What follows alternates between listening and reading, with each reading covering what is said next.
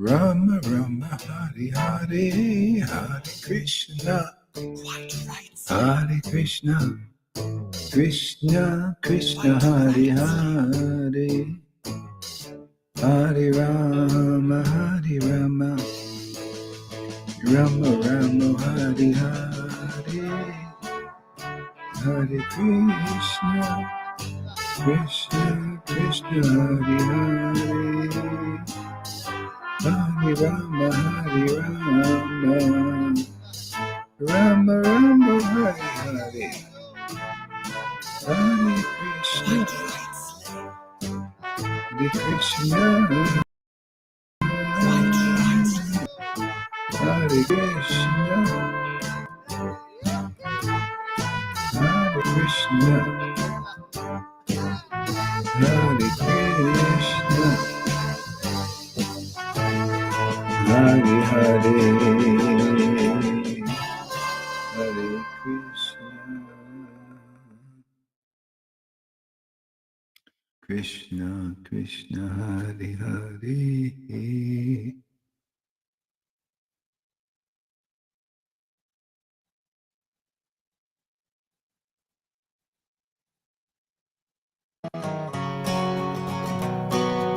Hare Krishna, Hare Krishna, Krishna Krishna Hare Hare, Hare Rama Hare Rama,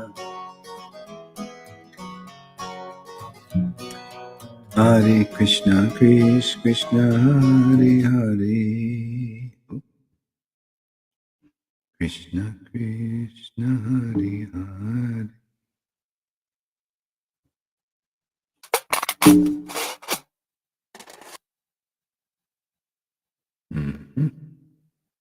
Krishna Krishna Hare Hare, Hare Rama Hare Rama,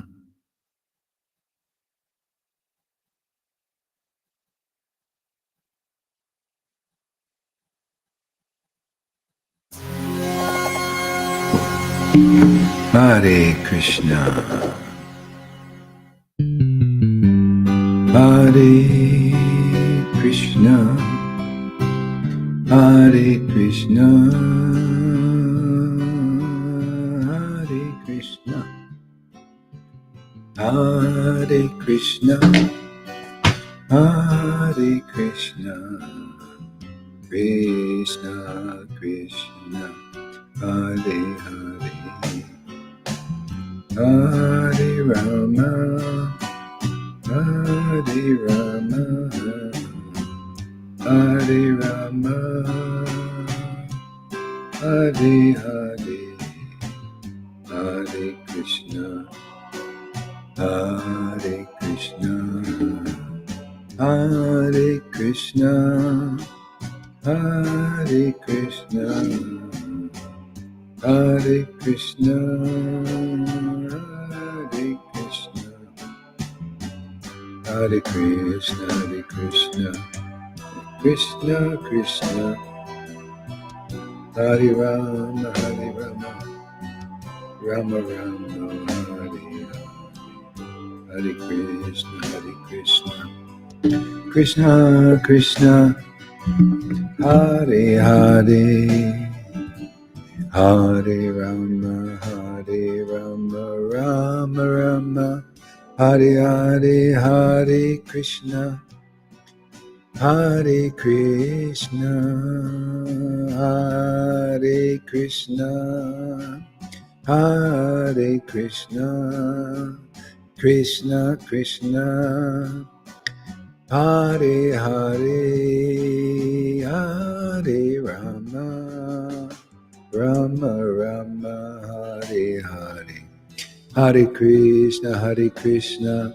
Krishna Krishna, Hare Hare, Hare Rama, Hare Rama, Rama Rama, Hare Hare, Hare Krishna, Hare Krishna,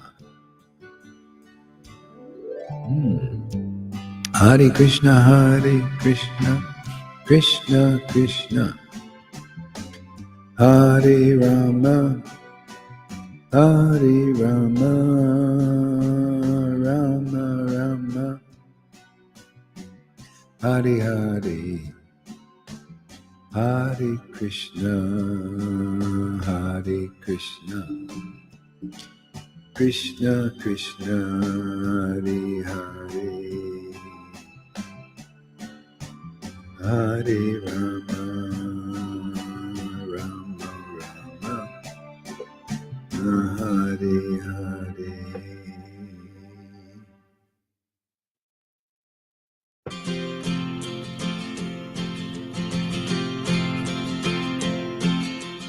Hare Krishna, Hare Krishna, Krishna Hare Hare, Hare Rama, Hare Rama, Rama Rama, Hare Hare, Hare Krishna, Hare Krishna, Krishna Krishna, Hare Hare, Hare Rama, Rama Rama, Hare Krishna, Krishna Krishna, Hare Rama, Rama Rama, Hare Hare, Krishna Krishna Krishna, Hare Hare, Hare Rama, Hare Krishna, Hare Krishna, Krishna Krishna, Hare Hare, Hare Rama, Hare Rama, Hare Krishna, Hare Krishna,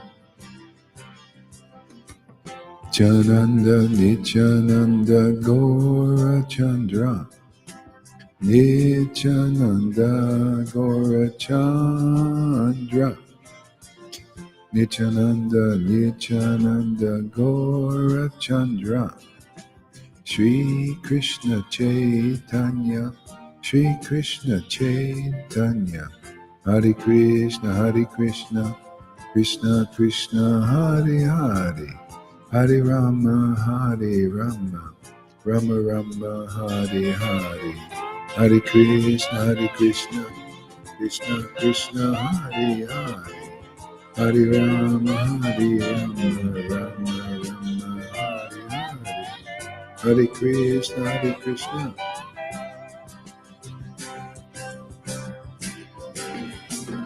Hare Krishna, Hare Krishna, Krishna Krishna, Hare Hare, Hare Rama, Hare Rama, Rama Rama, Hare Hare, Hare Krishna, Krishna Krishna, Hare Hare, Hare Rama, Rama Rama, Hare Hare, Hare Krishna, Krishna Krishna, Hare Hare, Hare Rama, Rama Rama, Hare Hare Krishna, Hare Krishna, Hare Hare, Hare Rama,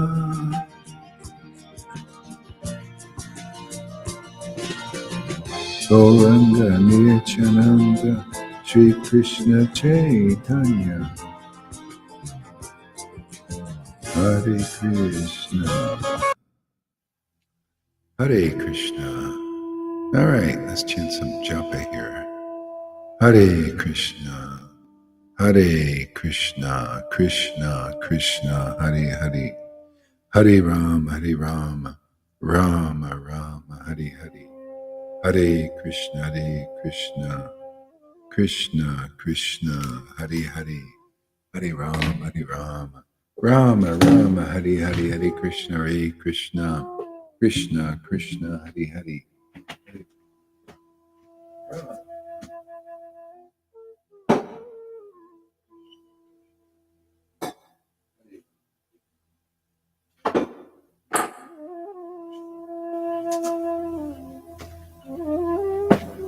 Krishna Krishna, Hare Hare. Hare Rama, Rama Rama, Hare Hare, Hare Bo Lalita. Welcome. Krishna Krishna, Hare Hare, Hare Rama, Who else is here? Let's say some Hare Krishna, then I can see. Otherwise, I can't see. Krishna, Krishna, Hare Hare, Hare Rama, Hare Rama. Rama, Rama, Hare Hare, Hare Krishna, Hare Krishna. Krishna, Krishna, Hare Hare, Hare Rama, Hare Rama. Rama, Rama, Hare Hare, Hare Krishna, Hare Krishna. Krishna, Krishna, Hare Hare, Hare Rama, Hare Rama. Rama, Rama, Hare Hare, Hare Krishna, Hare Krishna. Krishna, Krishna, Hare Hare. Hare Rama, Hare Rama. Rama, Rama, Hare Hare, Hare Krishna, Hare Krishna. Krishna, Krishna, Hare Hare, Hare Rama, Hare Rama. Rama, Rama, Hare Hare, Hare Krishna, Hare Krishna. Krishna, Krishna, Hare Hare. Hare Rama, Hare Rama. Rama, Rama, Hare Hare, Hare Krishna, Hare Krishna. Krishna, Krishna, Hare Hare, Hare Rama, Hare Rama. Rama, Rama, Hare Hare, Hare Krishna, Hare Krishna. Krishna, Krishna, Hare Hare. Hare Rama, Hare Rama, Rama, Rama, Hare Hare, Hare Krishna, Hare Krishna. Krishna, Krishna, Hare Hare, Hare Rama, Hare Rama. Rama, Rama, Hare Hare, Hare Krishna, Hare Krishna. Krishna, Krishna, Hare Hare. Hare Rama, Rama, Rama, Hare Hare, Hare Krishna, Hare Krishna. Krishna, Krishna, Hare Hare, Hare Rama, Hare Rama. Rama, Rama, Hare Hare, Hare Krishna, Hare Krishna. Hey, Christina, welcome. Thanks for coming.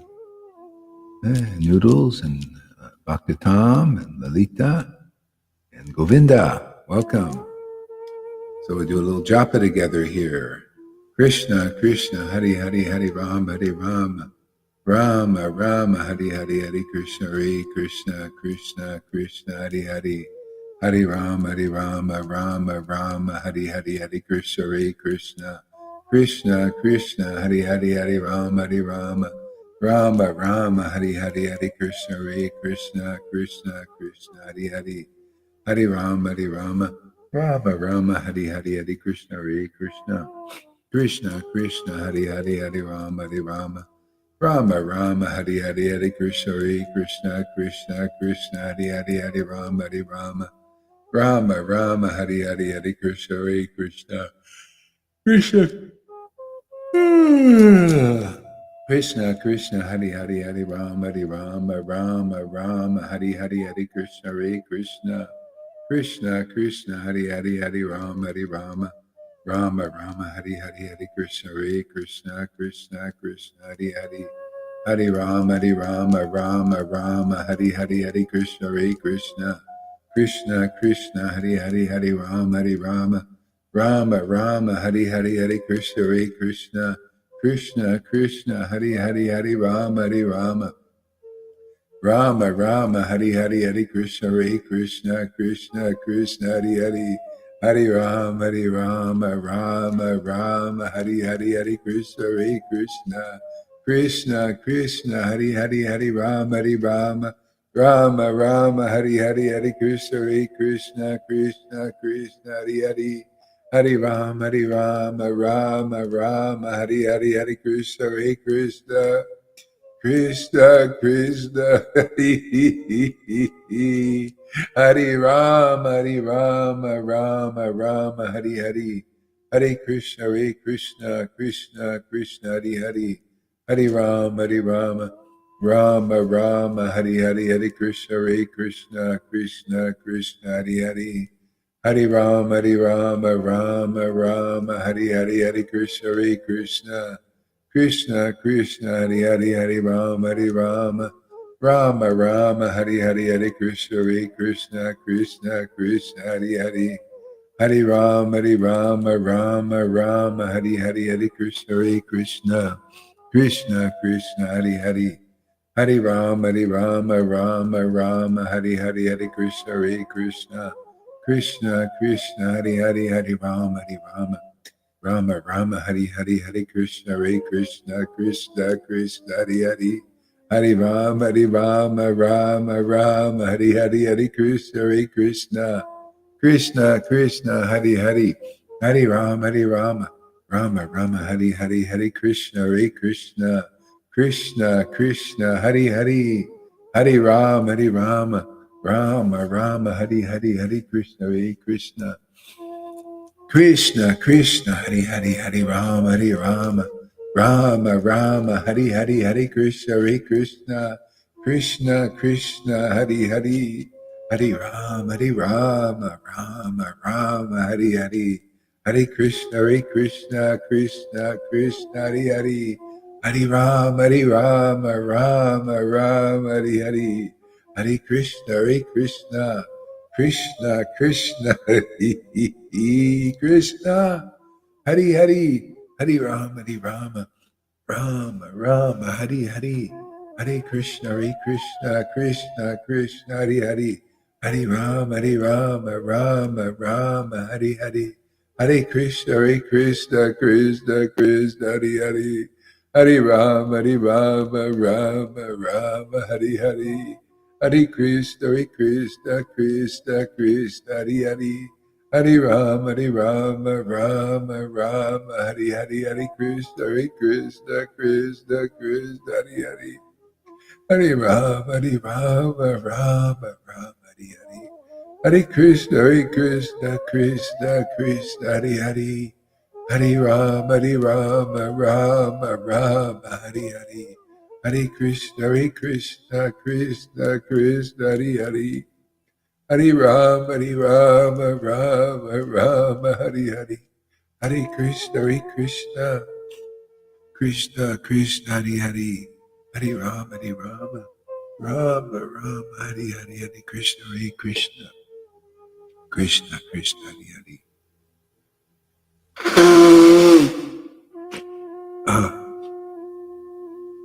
Krishna Hari Hari, Hare Rama Rama Hari Hari, Hare Krishna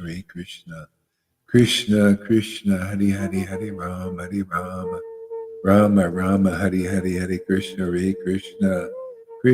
Krishna Hari Hari, Hare Rama Rama Hari Hari, Hare Krishna Krishna Hari Hari, Hare Rama Rama Hari Hari, Hare Krishna Krishna Hari Hari, Hare Rama Rama Hari Hari, Hare Krishna Krishna Hari Hari, Hare Rama Rama Hari Hari, Hare Krishna Krishna Hari Hari, Hare Rama Rama Hari Hari, Hare Krishna Krishna Hari Hari, Hare Rama Rama Hari Hari, Hare Krishna Krishna Hari Hari, Hare Rama Rama Hari Hari, Hare Krishna Krishna Hari Hari, Hare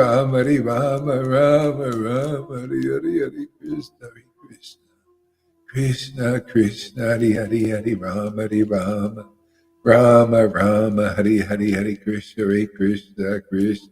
Krishna Hari Hari, Hare Rama Rama Hari Hari, Hare Krishna Krishna Hari Hari, Hare Rama Hari Hari, Hare Krishna Krishna Hari Hari, Hare Rama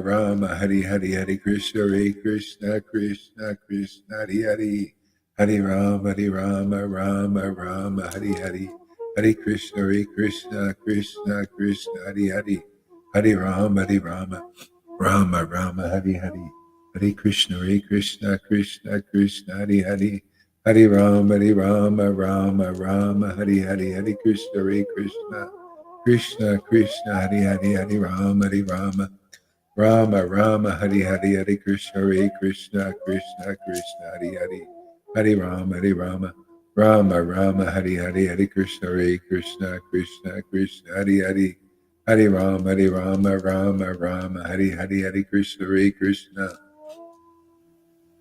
Hari, Hare Krishna Hari Hari, Hare Rama Hari Hari, Hare Krishna Hari Hari, Hare Rama Hari Hari, Hare Krishna Hari Hari, Hare Rama Hari Hari, Hare Krishna Hari Hari, Hare Rama Hari Hari, Hare Krishna Hari Hari, Hare Rama Hari Hari, Hare Krishna Hari Hari, Hare Rama Hari Hari, Hare Krishna Hari Hari, Hare Rama Hari Hari, Hare Krishna Hari Hari, Hare Rama Rama Hari Hari, Hare Krishna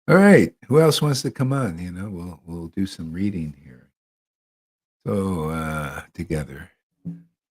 What book do you have there, Lalita? You have probably a lot of books. I have something on. I have database Something. online. Yeah. How about reading? How about reading the Chaitanya, the one by Prabodhananda Saraswati about? Chandramrita, I have that here. Yeah. Yeah, yeah, yeah. Read that one. Oh, great. It's a good one, huh? Yeah. I have here before my eyes chapter 3. Uh-huh. Oh, well, let's see. Let me get that up too. Mhm. I might ask it to do a different one. See, J. Oh, Nectar Mona Lord Chaitanya.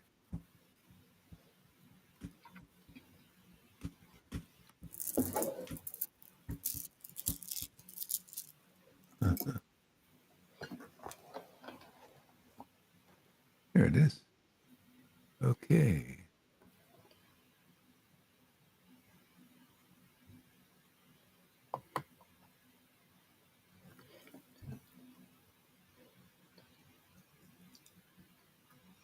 Oh, what is this?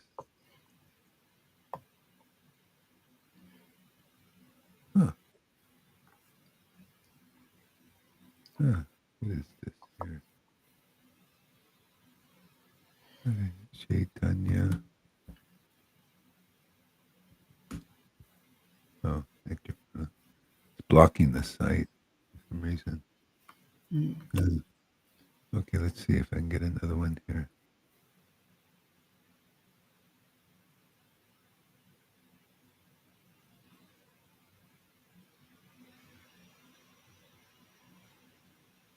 Uh, yeah. What is the name of that chapter? Just a minute, I go. Just a minute. Auspicious introduction consisting of benedictions. Uh, read chapter one, actually. Okay, then. Yeah, chapter one. Somebody was asking about Lord Chaitanya and stuff. And, Hmm. In the beginning, an invocation of auspiciousness and yeah, the descriptions. yeah, that one. Hmm. Come on, anybody else? Come on up here. Come on.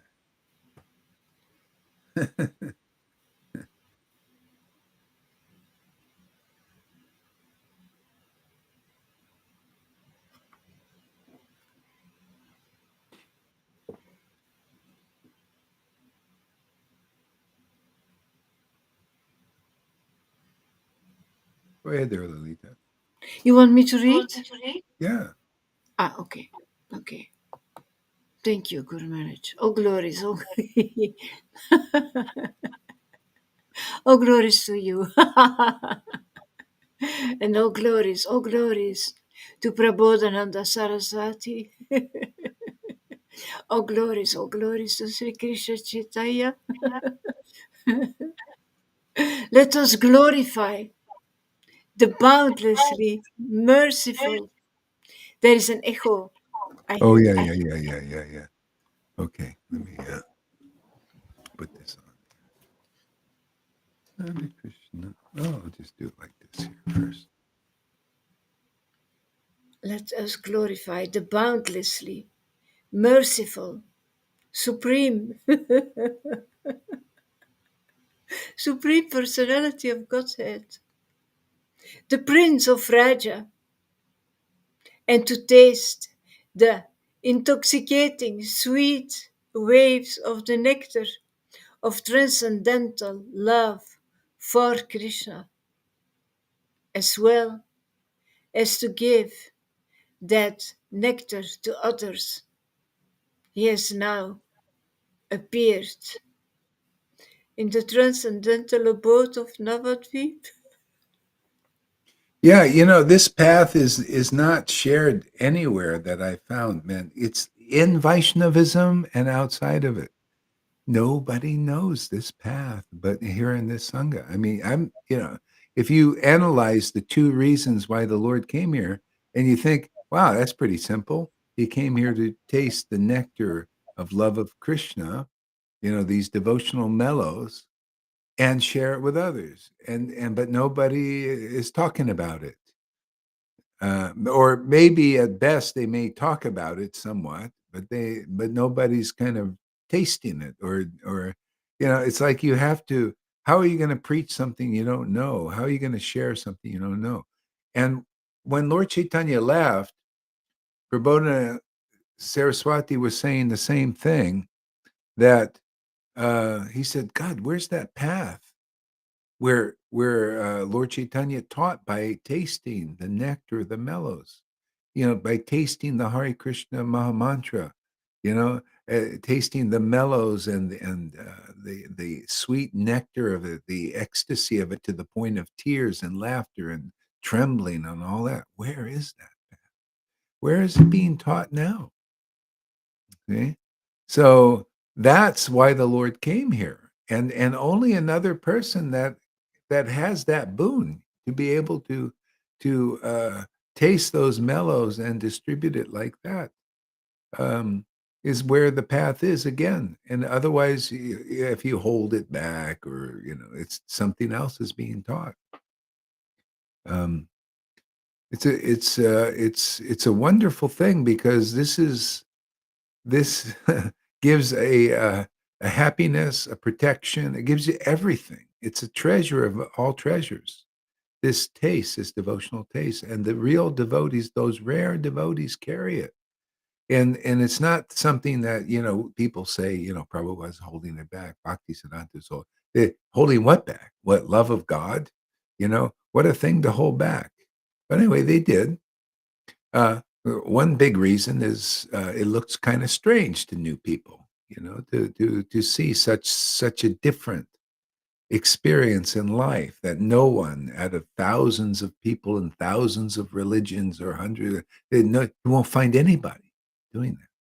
So it's a shock, So time to prepare for that. Huh? It's a big shock, You need to get. So now it's time for the shock wave of that. So that people can understand its glories. But they have to see people taking to it and witnessing and saying, yeah, this is fantastic, man. This is a revolution in my life. This is the best path I ever found. From your own experience, not from some theory, or some, even like intellectual. Isn't this better than the intellectual teachings and expressions of Vaishnavas saying, well, this is speculating, well, it's like this, and they take like Rupa Goswami's and and Bhaktivinoda's works, and they say, well, they just repeat the verses like parrots, but their explanations are not in alignment with that vision of those devotees who taste these mellows and have the same type of vision, same pure vision, purified vision. See, you can't imitate this. Yeah, this is why I was looking around for years. Where is that same kind of bhakti? You know, it's a great secret, but the devotees who are actually empowered with this bhakti are the only ones who can preach it and teach about it. So it's only done by example and by glorification of it by experienced devotee. When you experience, you relish, you can realize this stuff. You say, "Wow, yeah, I can relate to this." See, relating, relationship. So the whole thing here is, like, a lot of people know about Krishna, but they don't know about Lord Chaitanya. And a lot of people know about Krishna, but they don't really know the depths of Krishna. They have to make this contact with Lord Chaitanya, who gives the bhav very easily. So we have all that, all those tools, all these realizations. And all people have to do is come here and associate with the devotees. And you'll get the eventually or quickly or gradually or however the Lord's going to do it, it will happen. Yeah, and you'll have a treasure that is basically unknown to mankind. That's what I've seen. I mean, prove me wrong. As I always say, you can show us somebody. Yeah, bring any guru here, anybody, show that they have the symptoms that Lord Chaitanya had. And I'll show you some disciples here who have the symptoms that Lord Chaitanya manifested and expressed. Even a disciple, you know. Huh. If people knew what's going on here, it would be very real. They would be really impressed. But first of all, we're starting from square one of Chaitanya Charitamrita, chapter 1, because people don't know. You get this from the authorized, intimate associate of Lord Chaitanya. Nowhere else. See, if you don't hear chapter 1 from a real associate of Lord Chaitanya who can relate to that chapter, who can relate that chapter to you, you're not going to get this. These gurus who can't relate to this chapter, yeah, because they're not intimate associates of the Lord. See? Therefore, they cannot transfer that relationship to you. To where you can relate it. It goes back to what Jesus taught. Only the Father knows the Son, and the Son knows the Father, and the Son can reveal the nature of the Father to whom he chooses. And when you apply that to the Bhakti lingo, the Vaishnava lingo, you can just insert that intimate friend of Krishna knows Krishna, and that Krishna knows his intimate friend. And the intimate friend can relate that to others. Establish that relation. It's all about relationship, you know. And without associating with a family member, you can't become part of the family. It's even in the world. You ever see people become sons and daughters by adoption? It happens in the world, right? You ever see it like a poor kid, left from nowhere, and a rich person, comes when like one of these rich movie stars comes and adopts that person, he becomes part of a wealthy family with an inheritance and all that. Hey, what do you think Krishna's trying to tell everybody? Hey, apply that spiritually. These people are not wealthy that just have material wealth, but one who has the wealth of a relationship, an intimate, ecstatic relationship with Krishna. Now we're talking wealth, man. Now we're talking fabulously wealthy, beyond all understanding. What do you think this Jesus said? I have a joy that surpasses all understanding, a peace that surpasses all understanding. That's that relationship. He said, yeah, even in the Bible it talks the essence is the same. St. Paul had that realization. He says, hey, we're sons and daughters of God by adoption, because we surrendered to this family. We believe in Jesus, and we believe in his word and his teachings and all of that. And he's absorbed us into his family. His God is our God. You know, that's the secret. It's always been the friggin' secret. Whenever God sends a real representative here, see, why isn't anybody talking about it? Well, we are. It starts here, doesn't it? Yeah. Yeah, and its symptoms are extraordinary intelligence to communicate. See, commune first and then communicate it to others. Otherwise, you're a bullshitter. You're a hypocrite. You're a wannabe, but you're not. You're one of those professors professing something you don't have any experience of. See, something like that. We need Yeah, to meet. Yeah, go ahead there, Lily. You share. yeah, you need to communicate with the Lord first before you communicate to public. Yeah, that's it, man. Otherwise, you're just a bluffer. You have to dress for success like politicians. Let's see, how can I get people believing in my bullshit, man? Let's see, I'll dress nice, put a tie on. You see me, don't I look important? Yeah. Well, let's see, how can I get people to believe that I'm an authority in religion? Oh, I'll put on my little Catholic cap or nice silk robes. Oh, he must be a an in between, a vi medium for Jesus and God and me. So let me go to him and trust his word and everything.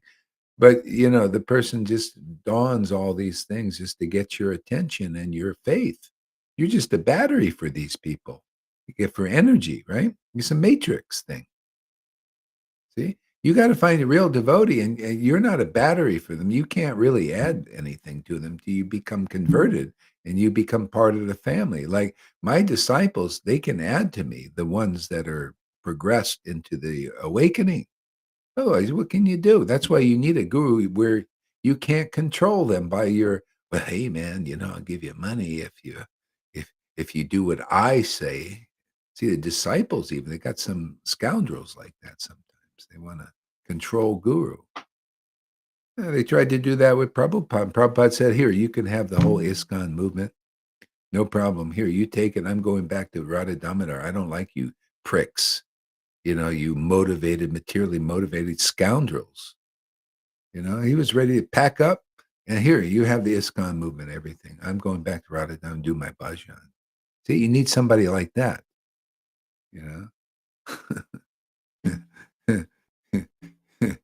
Yeah, where you can't add to them, you know? See, the people you can add to is they're not being added to by their relationship with the Lord. That's what we're teaching here. Where, you're not jerked around by Maya tempting you to say, "Oh, why don't you compromise a little bit?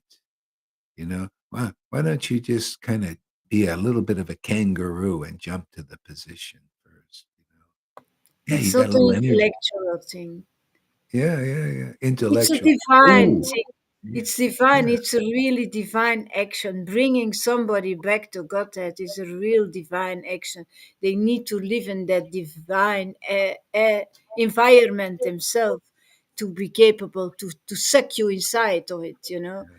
And that's what they Yeah, try. you gotta be purified and empowered by the transcendental potency of God. It's so pure. That's why people get, to get the purification you get here, you would have to do all kinds of austerities and meditations and all kinds of things, and still you don't get the kind of purification you get everything's on a silver platter. You come here, you'll get the spontaneous purification, you'll feel it in your heart. I told you already, and it's true. You start to feel it burning up your karma in your heart, man. More room for bhakti each time, each cycle. And to get that going is very rare, because we have the help of the helper. Yeah. The Mayavadi don't have this. That's why they're spiritual. They have stuff come up too because they're doing some spiritual program. And it's tough, man. I've seen these guys, they like one guy's like a psychologist, and he's a good guy, and he's spiritual, but on the Mayavadi level, hard work. They spend hours upon hours processing, and they still don't get through. And because he knows you got to get this stuff processed, but it's hard. Everything's so friggin' hard. We have Lord Chaitanya. You come here, you learn all about the glories of this um, kind of a secret incarnation in a sense. He was mentioned in the Vedas, but people didn't quite. A lot of people don't understand unless you come to this disciplic line.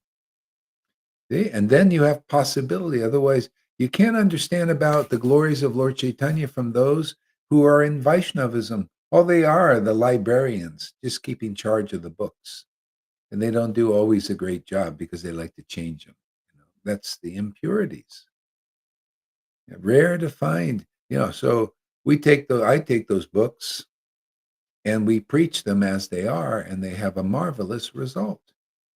The only marvelous this way everybody, yeah, you know, the bottom line is we get the desired result. This is the prototype for bringing people into love of Krishna easily without a lot of troubles. Yeah. And otherwise very hard, very hard. They can't do it. That's why they try to. all these things. Oh, maybe by austerities, maybe by renunciation, everything that the Lord said. No, no, no, no. Only through the devotees who are my real devotees, very intimate, very ecstatic, can you come in this line. And it goes to all the lines. If you meet a Ram devotee of Lord Ramachandra, they have to have real love for Lord Ram. Otherwise, you'll be misled. Only there, see, they know the path into the kingdom. The Lord has shown them. They have real bhakti. Noodles was showing me songs from these persons from 1500s. Oh, conclusive, conclusive, conclusive. Always the essence is the same because they got real bhakti. And those songs endure. 1500s is still here. Why? Because it's valuable to the Lord. Ultimately, everything is pieces is crap. Everything but bhakti and devotion is crap. And no, people don't know that. They're all, hanging out with the crap. They think, oh, this crap is great. You ever see crows? They eat garbage, and vultures, they eat garbage. See? But, swans, they don't eat garbage. They eat, nice things, high things. Yeah. And so devotees who have real bhakti are like that. Everybody else, all this stuff in the world, people are eating. When you eat, you're eating the false ego, actually. See, this, when Jesus said, I'm the bread of life and all that, that also applies to the world. That I am is God in the form of the world. And it's all crap to him. Everything in the false ego is crap. It's crap. It's only for crows. Yeah. Yeah, and we eat that. You eat the fall. You eat through even food. You think you're eating here? No, no, you're eating here in the mind. It's relishing the mellows of sense gratification in the mind. It's okay, but compared to the mellows of devotion, insignificant, right? It's not all or nothing. That's why the people have the wrong opinions that, oh, it's the sannyasis who know God. No, all they know is renunciation unless they're a devotee. If you're a devotee, they know God. And if they're attracted to renunciation, they might like Rupa or Sanat. That's okay.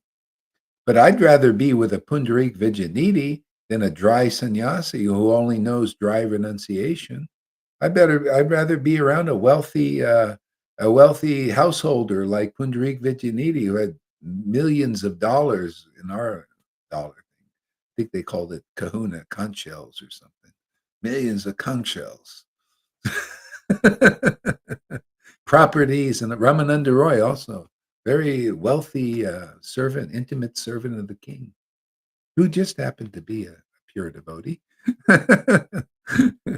Yeah, yeah, better, yeah. So we're here to show that too. We may get some renunciates here. Usually they come later because they're all covered with false ego. They got all these followers. We need some like poor people coming here like us, to show them up. How Followers did say these guys? follow. What do What? they follow? Followers. What do they follow? Actually, they are falling in the dungeon again. They I am say a disciple of Narayan Maharaj and Radhakund Babaji's who renounced the world. Yeah. Yeah, I'm a follower of ecstatic love of God that the Lord gives me every day. I'm a follower of what he follows. You think he follows, he's impressed renunciations and austerity? No, he's following the love of Radha, the helper that's his helper in the pastimes of the Lord.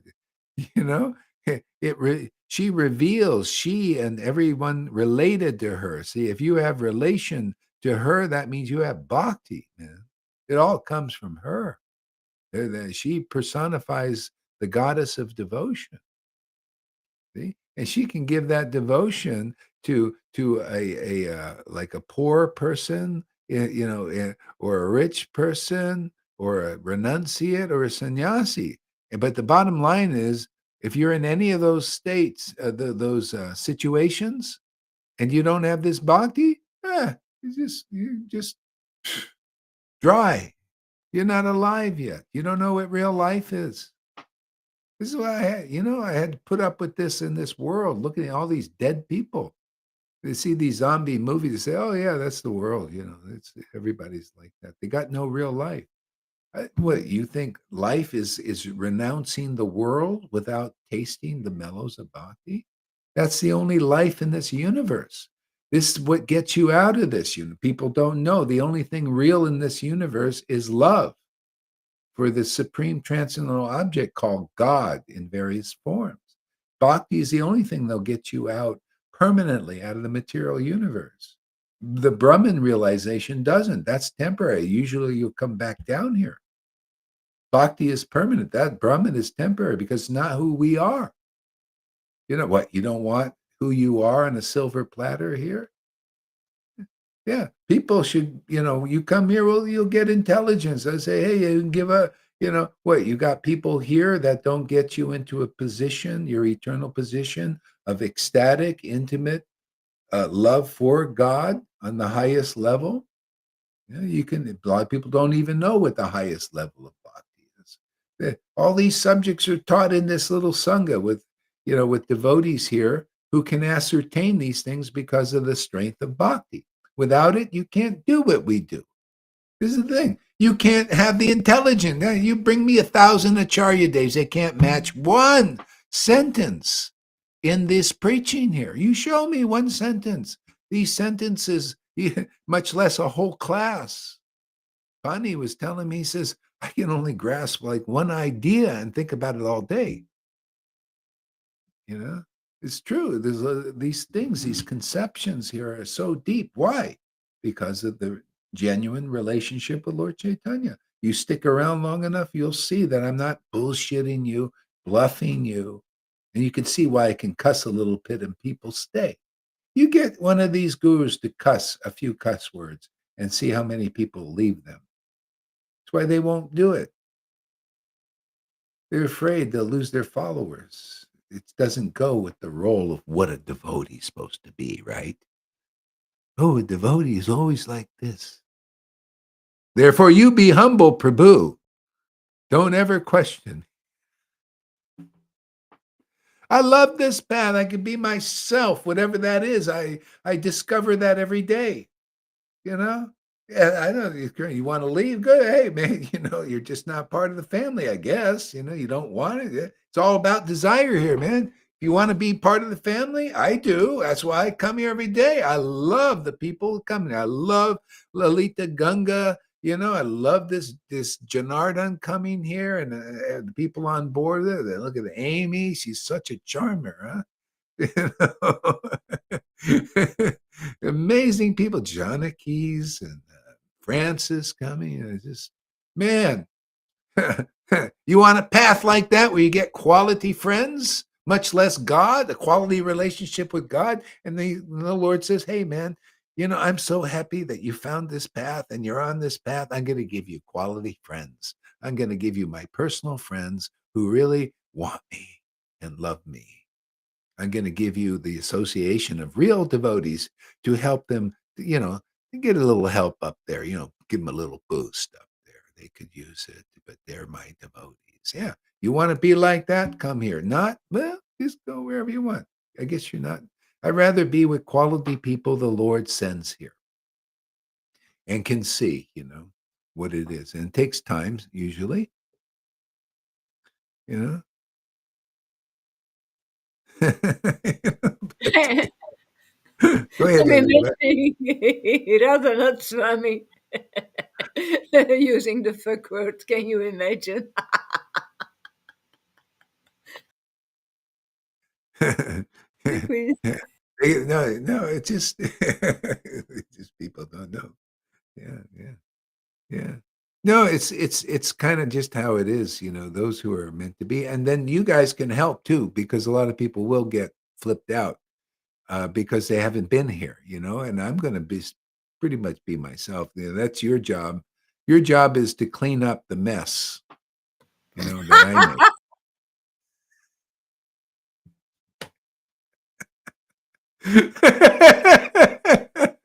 Amy's doing pretty good too. She's after the people. Oh, he said this. She goes up there and she said, "Oh, he's really a nice I guy. do that He for just gives you years, for years. Yeah. he's the nicest guy." See, we work like a team together here. I'll make the mess. Isn't that kind of what Lord Chaitanya did? He would make the mess, and people would clean it up. Mother.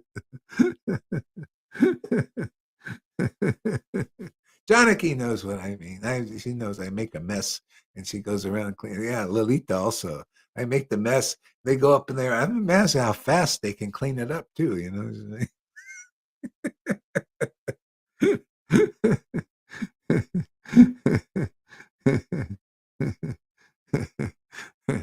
Yeah, yeah. Okay, so go ahead, Lolita. I think we milked that one pretty good. Okie dokie.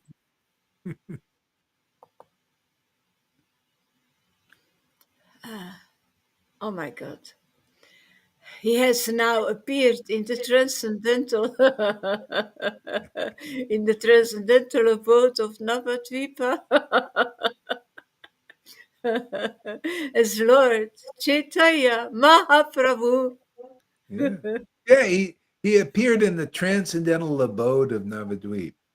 And anywhere he appears becomes transcendental. Bhaktisiddhanta said that anywhere Harikatha is preached is a spiritual place, but you got to be a devotee Bhagavat and preach the real Bhagavat. Then it becomes holy because speculation doesn't make it holy. If you're not an experienced devotee experiencing the love of Krishna in truth, then you can't make the place holy. You cannot charge it with that kind of frequency, that kind of purity of energy. Only if the Lord has actually accepted you. And because love of God is a very intimate thing, man. It really is. And it's like the Lord is charging the atmosphere. He's making the place holy. The devotee knows that they cannot act on their and that's what you learn here, how to be used by the Lord and use the Lord, not a passive thing. No, it's you got to get into the act. That's why I try to kind of say, get up there. You've been purified a lot here. Get up there and serve the Lord. See, and then the Lord will use you because you're using the Lord, right? You pick up Chaitanya Bhagavat or Chaitanya Leela, and you start reading, see, and the Lord starts to fill in the gaps if there are any, and otherwise, it's just use me, Lord, use me, Lord. He says, I'd want to, but you got to use me.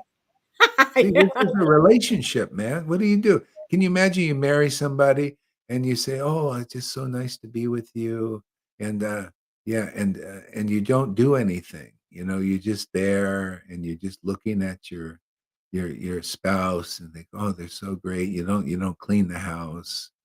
Uh, you don't serve your husband or your wife. You just kind of there and then you have sex, and you're just kind of sitting there. You don't do anything.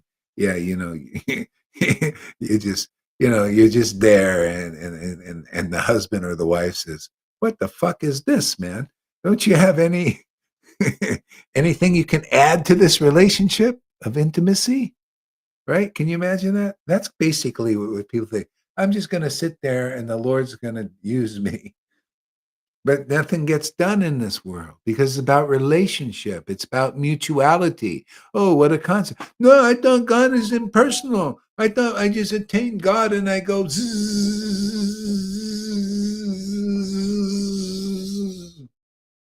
You hum with the music of the spheres. Zzz. Yeah, this is why people get bewildered here. You see all this activity and action, and expressions and all this stuff, using the Lord, using his Maya, to make it clear what the truth is, even. examples, just like Jesus did, like Prabhupada did, like every empowered devotee. If you don't see genius type examples, you haven't found a person being used by the same God Jesus was, and Lord Chaitanya was, and Nityananda was, and Prabhupada was, and all the real associates, intimate associates of the Lord. Okay?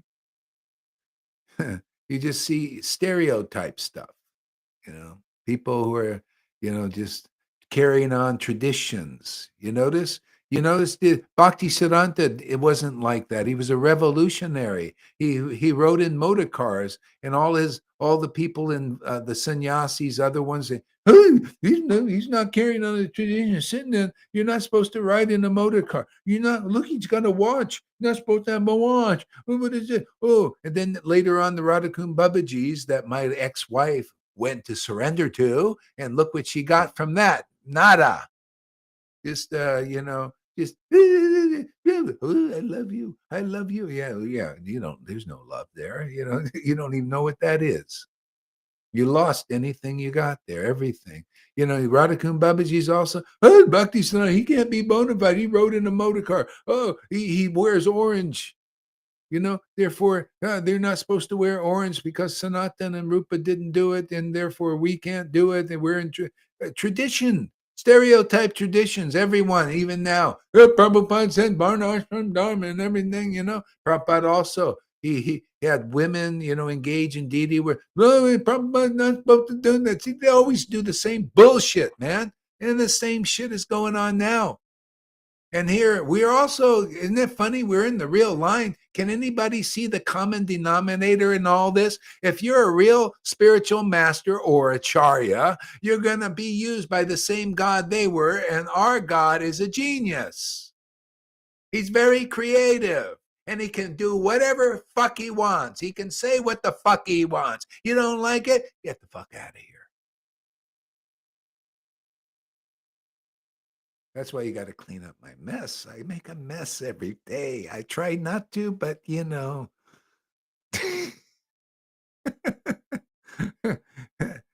What, you think it's that the Lord is an autocrat?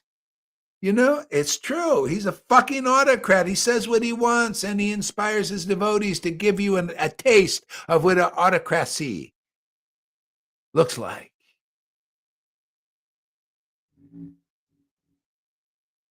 You know? Yeah. Yeah, go ahead. They always show how it should be, how it can be. They describe the beautiful relationship with God, and it seems so far, far, far away for everybody. Instead of saying, "Action, let's do it now. Let's do Yeah, it. yeah, yeah. I'm just tired. That's why I Do it." express, man. Wake the fuck up already, man. Time's a wasting. And all these guys, then go on. Look, he's so aggressive. You're not supposed to do this. You're supposed to do it my way. Fuck you. Get the hell out of here. I don't need to do it anyway. You chant like me, and you won't have to do things the way those gurus tell you to do. Who the hell are they? They don't chant in ecstasy. What are they to Lord Chaitanya? They just tell you. You read the books. He says the same thing. They're like straw. These guys, they don't chant in ecstasy. He often, a piece of straw over there. What the fuck are you, man? That's your position before bhakti. And you won't go to a person with bhakti? Get the fuck out of here, you stupid fool. It's Yeah. truth, isn't it? They love their position more than they love the true self. Yeah. You know.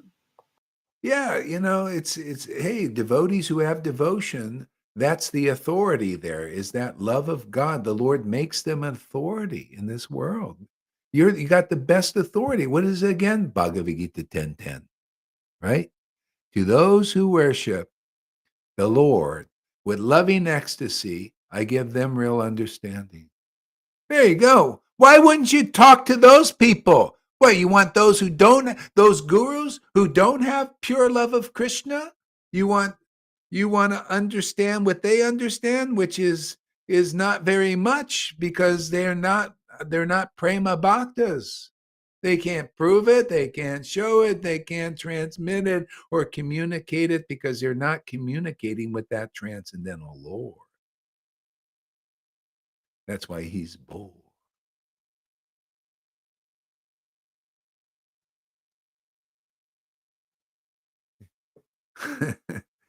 Amy, where are you? I miss you already. I'm spoiled now. Are you spoiled there, Lolita? Do you like her little input? I know she talks a lot. I like it though. I like it. I like her energy. Sometimes a lot, yeah. Yeah, Sometimes she, it's I difficult like to how cute she interjects. I love the more interjections, the better. I just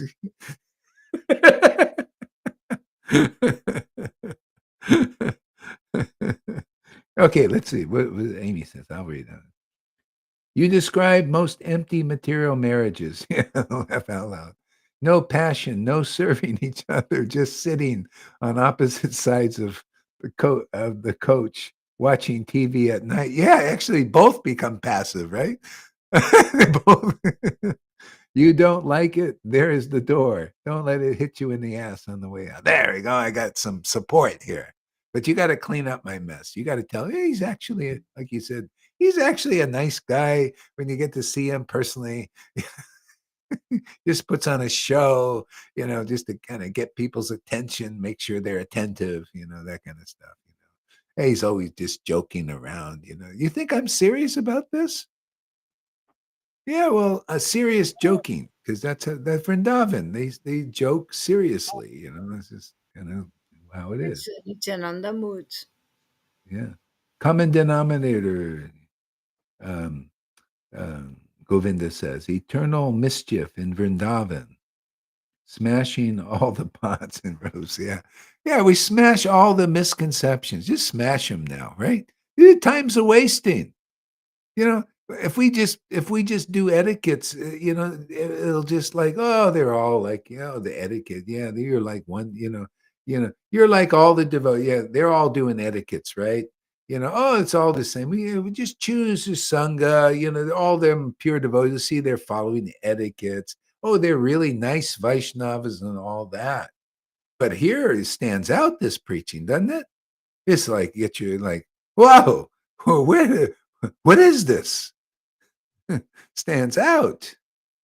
Well, that's how it is. You come here, you'll get your eternal form, and you'll stand out. Already devotees are stand. Lalita stands out. Even Janardhan stands out now. This is standing up. You standing up, and you're standing out. You're different. You notice Lalita is quite different than other Vaishnavas. And the stereotype one says, "But she ain't a Vietnam, she doesn't really follow the end. She's not wearing a sari, blah blah, all that superficial stuff." But does that rock her boat? No. She's too busy relishing divine taste. What it's all about. Come on, man. Wake the fuck up, man. It's about tasting bhakti. Tasting Krishna, and he's given us charge of that. To give you the potency so that you can be, attracted to this level of worship, to taste these mellows, right? Amy says, I tell everyone how you are the nicest guy, best friend to all. You shake up the room, movers and shakers. Yeah, yeah, yeah. Yeah, see, Govinda's missing you too. Yeah. So, hey, come up here.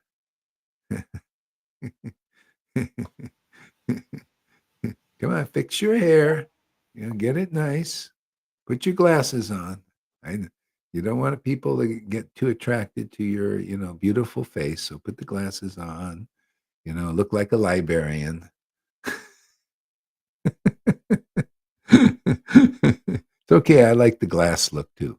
It's all whatever look you have is beautiful. Great.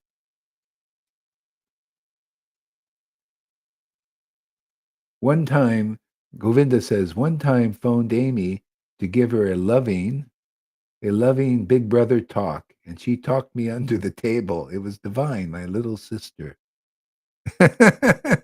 Yeah.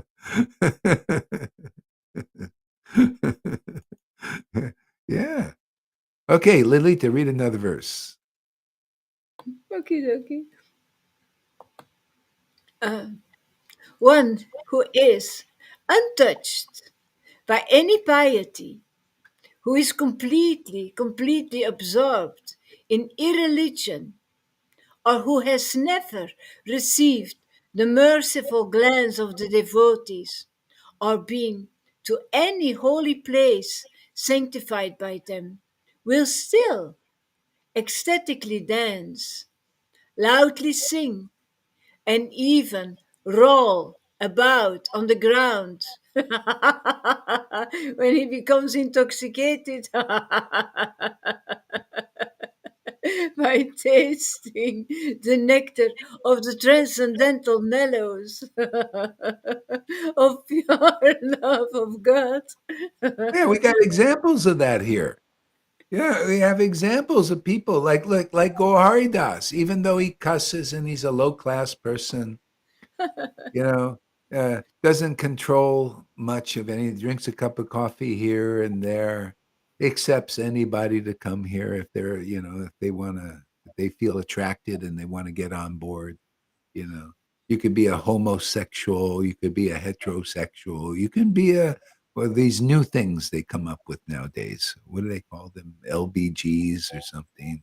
You can be a any one of those. But if you just like to hear about Lord Chaitanya and associate with these people, devotees here, and you can become part of this family.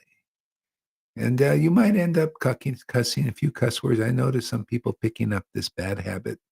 They seem to like it too. I don't know. They seem to, you know. It's I all do over an TV. effort. Yeah. I do Every an effort. It still sounds a little bit artificial when I use a Yeah, fuck yeah, yeah, word. yeah. You're probably holding back a little bit. We'll No, work on it. I more do it with my finger than with, Yeah. with this. Yeah. Okay, I gotta hold back a little bit. Mary Sachi's here. We don't want to. It's, you don't want to have her turn off her camera, man, because otherwise she'll miss some of the class. So I'll keep it in mind. Watch my p's and q's. Yeah, yeah. Go ahead. Oh, yeah, yeah, yeah. So read that verse again. That was really. Yeah, Oh, yeah. One will ecstatically dance. Yeah. So the main thing is, if you come into this sangha, you get the mercy of Lord Chaitanya, and you will get this ecstasy that he was talking about very easily. Maybe it'll be a while. Some people it takes some time. But the Lord makes an arrangement. I know, like Noodles, she's starting to ecstatically dance and roll about on the ground too. So we got one of those holy rollers here now. Hey, give us a word there, Noodles.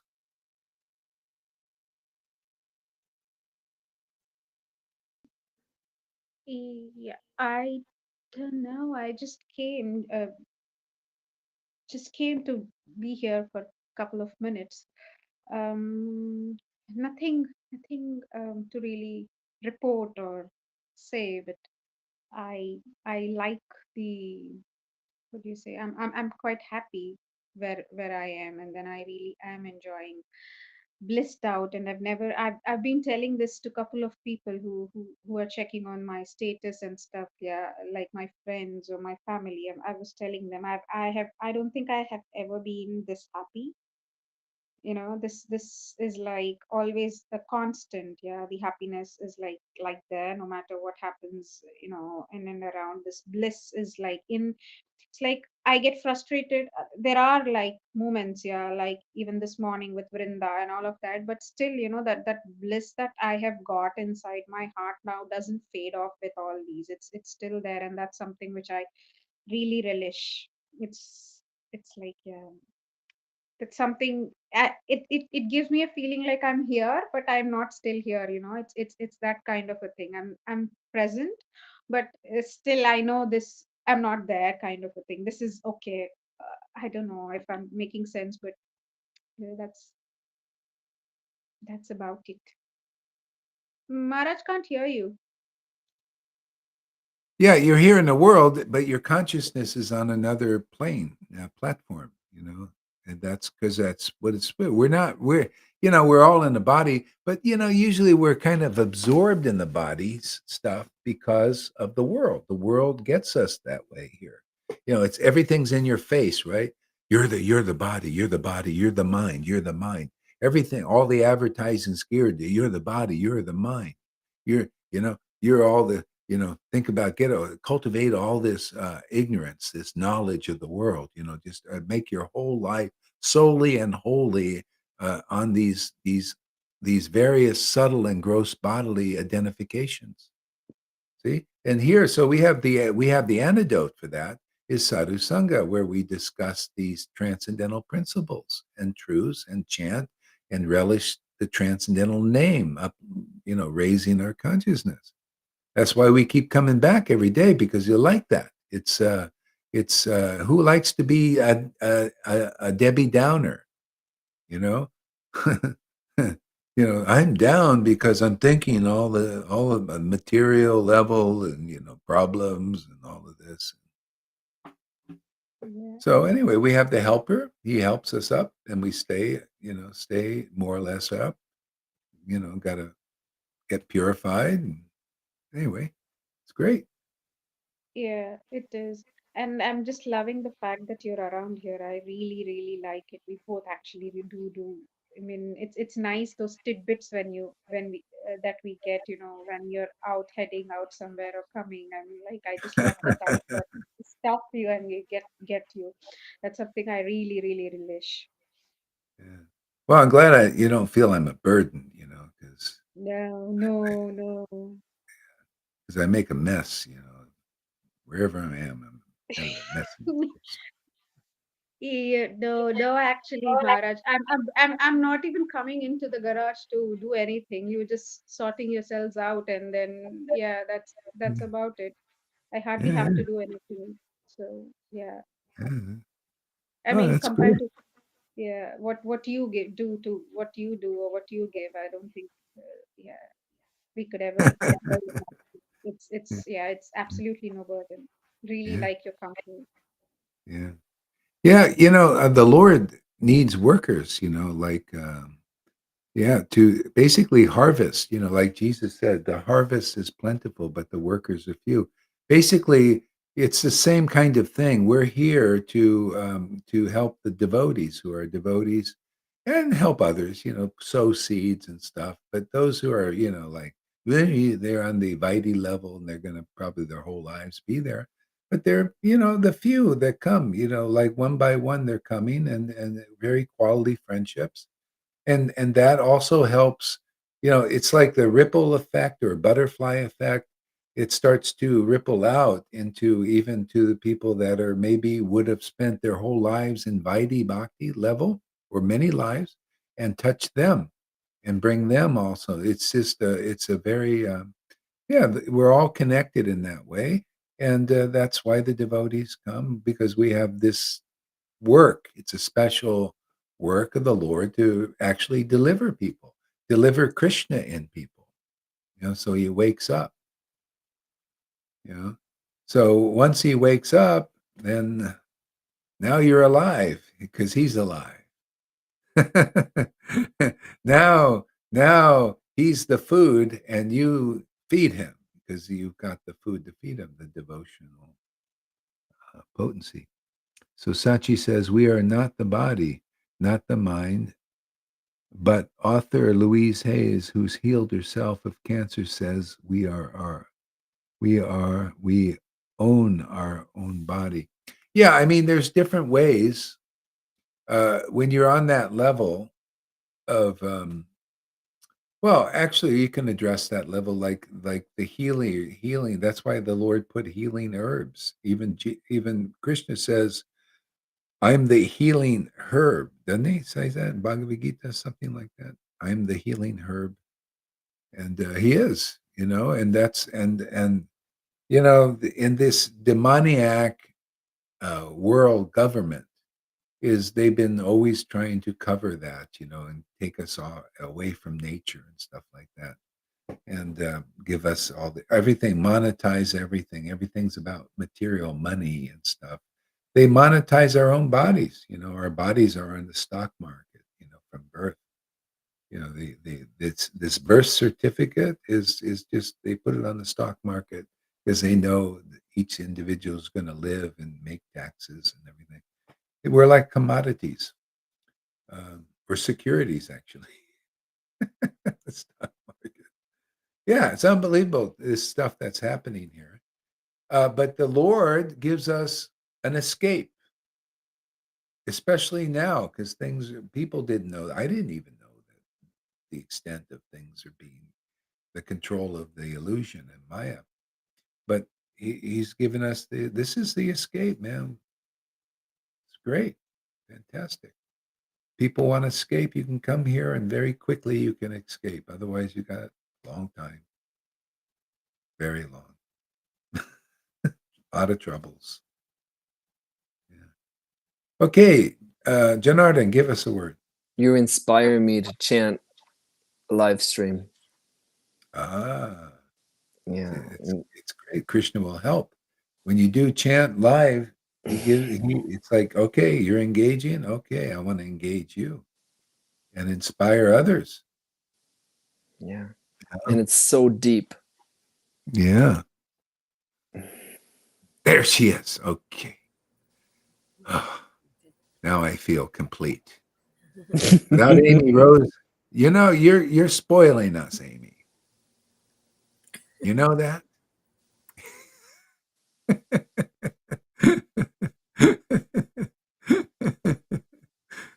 Okay. Janari, give us more words.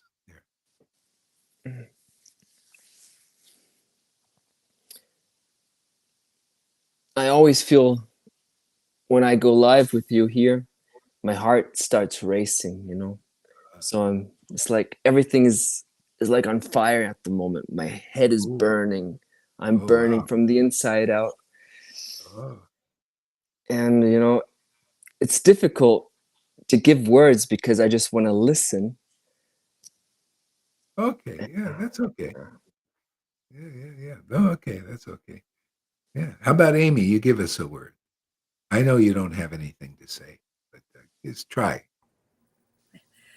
Well, I was thinking that like No, when you you don't. when you referred to like being a Debbie Downer, Yeah, yeah. I can relate to that. Like, because in my material life, or like basically, like one time you would talk about like don't focus so much on the material. Don't like don't meditate on that. That's how you put it. Like, don't meditate on this like material stuff and all these crappy issues and all this stuff. And when I do, I'm really am a Debbie Downer. Like, I become really low vibrational. I'm a Debbie Downer because that's where my thoughts are, where attention Uh-huh. goes, energy Yeah. flows. Yeah.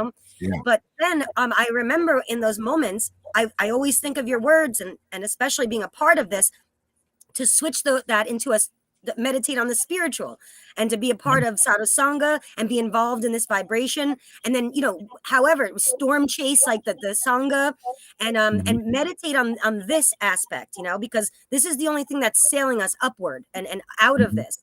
And our brains, of course, are material, and we're living in this what feels very real. This illusion feels very real, so it's easy for the brain to start meditating on that aspect, the material low vibrational aspect. But you make it so easy. All we have to do is switch over. All I have to do is recall your words, and I recall so many of them, and then I can like literally, it's such a safety net, but also such a life raft. It's such a life raft to hold on to and have these this information and these words that I can dredge up and recall up when I'm involved, when I'm in that low Debbie Downer vibration, and then Mm. pulls me out of it. And I remember what's really important and what we do here. And then especially being involved, with you and engaging, um, that doesn't even exist. Like, that material mode, they don't even exist anymore, and I just think that's amazing.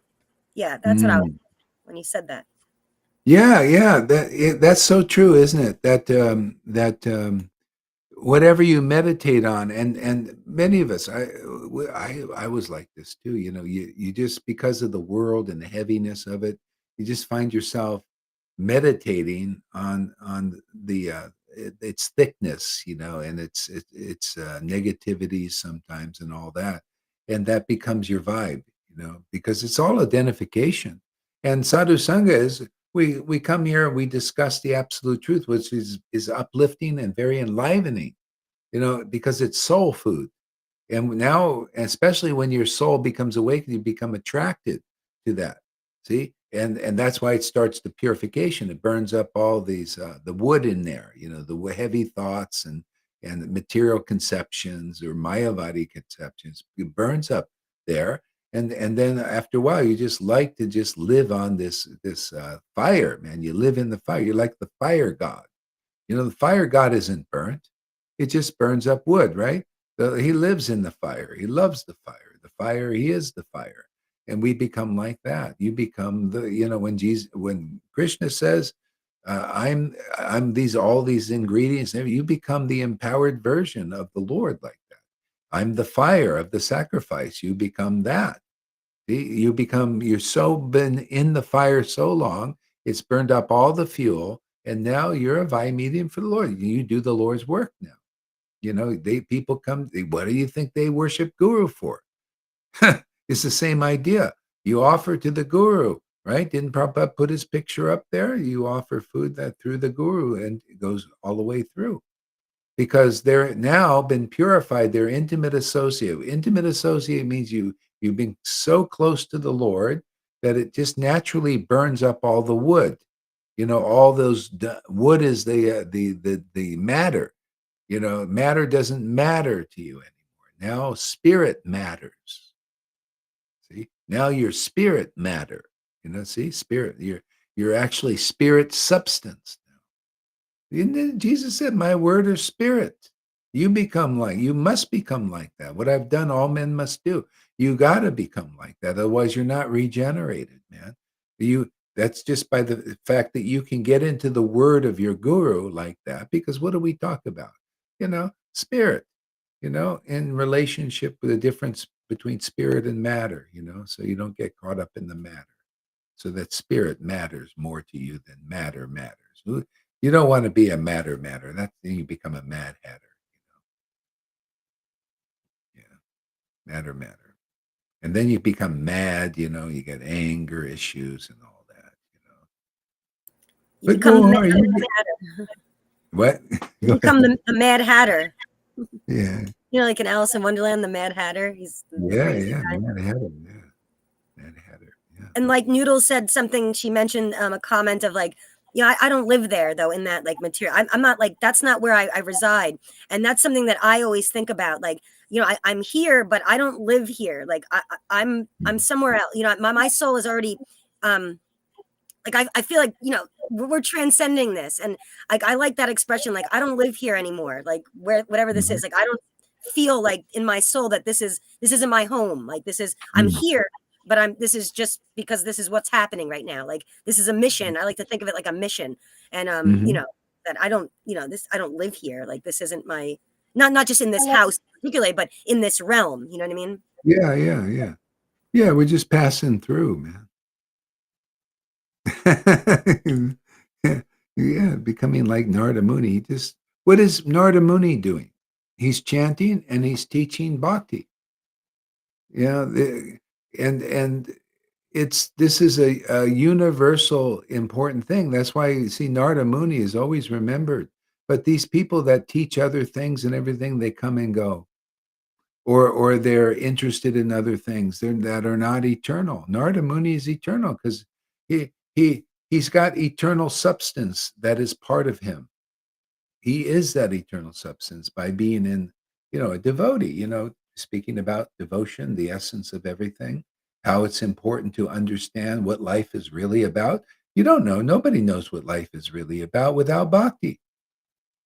Without this devotion, you cannot comprehend the essence of life, the essence of truth, the essence of knowledge, the essence of wealth. You cannot understand these things. You'll think the half of the truth is the truth, and then Always, you just not realize. Realized is to understand what is real, the essence of wealth and beauty and everything, the essence of the essence of this world. What is it here for? Okay? So that is to become self-realized. See, and then you become like gods in this world and help people up to the next level. Otherwise, what is people are just spinning in this like a rat on a treadmill, you know, up and down. You see, you go up to heaven, you see, and then you start coming down, and then you go around into head down to dip into hell, and then around into heaven, like in circles. People say when I'm talking in circles or something, no, you've been going in circles. You just that projecting that out. This is the circuit. We're off the circuit. That circuit. The material modes, the material realm, that's an endless loop. It's just in a loop. Yeah. It doesn't end. It just loops and loops and loops. And we're like stepping outside of that loop. We're like transcending above it. So Yeah. if anybody says you're talking in circles, we can vouch that that's not true, because we're not moving in a loop. This is moving forward, and it's like moving up and up and up. So I never think about, even though I said you repeat yourself, that's only for the purpose to get this message into our heads, because we have very thick skulls and frozen hearts, so it takes a lot of like repetition. Maybe for me, I mean, I know repetition works for me, because then I can dredge up, pull up all the things that you say inside my head when I'm by myself, like, and I hear it in my sleep, and I know all the things that you've, not all of them, but I can recall so many things that you've said over and over again. And it took all those times for me to really wrap my brain around it, to really grasp, like, That's great. conceptually. Yeah, you hear something the first time, you're like, oh, okay, I'm getting it, but your brain didn't really like conceptualize it. It heard it, but it's probably went in one ear out the other a little bit, because there's so much fog in the way of in this material life. But then this repetition over and over again, it pulls that's like really what I hold on to. Isn't that what reading the scriptures over and over again would be like? You're saying those same verses over and over to really understand the essence of it. Well, the thing is, I'm not doing it because that for the external reason to get. That's a result. That's a perk. I just like to relish these things. I like to hear that and taste those truths again and again and again, and especially when they're relevant to what's coming up, and what's being taught here, and how it fits in and how it makes the point more clear. I like, that too, but it's so relishable, all these truths, and when the empowerment comes, we can appreciate that. And this was all about is relish. When you relish transcendental potency, there's no karma in that. When you relish material potency, there's karma in that. Except for a devotee, because a devotee, you get everything. Seek the kingdom of God, which is this relish of the transcendental potency and the love of Krishna. All else is added. You can eat, you can sleep, you could have sex, you can even do a few things that are against the Vedas. Yeah, you can do those things. Yeah, or apparently against the Vedas. And because we got some bad habits, so fucking what, man? Oh, you can cuss too. Yeah, so-called against the Vedas, right? You're not supposed to cuss. Although Nityananda and Advaita cuss, but that's different, right? And um, and people say, yeah, you see, that's different. Advaita and Nityananda can cuss, but Gohari, you can't. Why? They didn't get any reaction. I don't get any reaction either. I can still chant Hare Krishna, and it's not like God is saying, Gaur Das, you said the fuck word. You're not supposed to do that. Only devotees don't do that. I'm not going to take away all your ecstasy now. I'm going to take away all your followers now. They're not going to follow you anymore. See? No, so that's the thing. When bhakti is so beautiful. What, you guys don't want it there? You want to always be afraid of being afraid of Maya and karmas and all that stuff. Well, you don't know the glories of Lord Chaitanya and the freedom that he gives. He gave me, and he's given everybody else who believes our crazy preaching here, our crazed preaching, our, you know, if you accept these words as truth, then you're going to be crazy like many of us are. You know?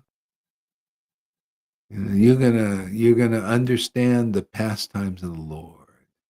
Is that a bad thing? You can understand why prostitutes have bhakti simply because they love Krishna and they still don't give up their business. You can understand why Lord Ram ate meat, Sita, yeah, Sita, the one he ate meat and deer meat, and stuff like that.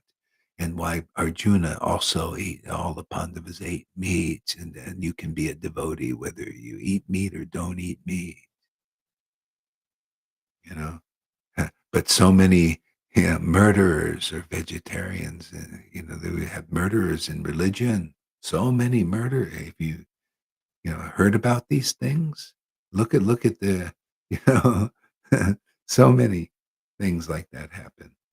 After Bhakti Siddhanta left, there were so kind of people were getting murdered and beat up and so much violence in the group because it's not about what you eat or don't eat. Yeah. That's why ultimately you got to abandon religion, man, and come to the real devotees who teach you the essence of devotion. What are devotional principles, man?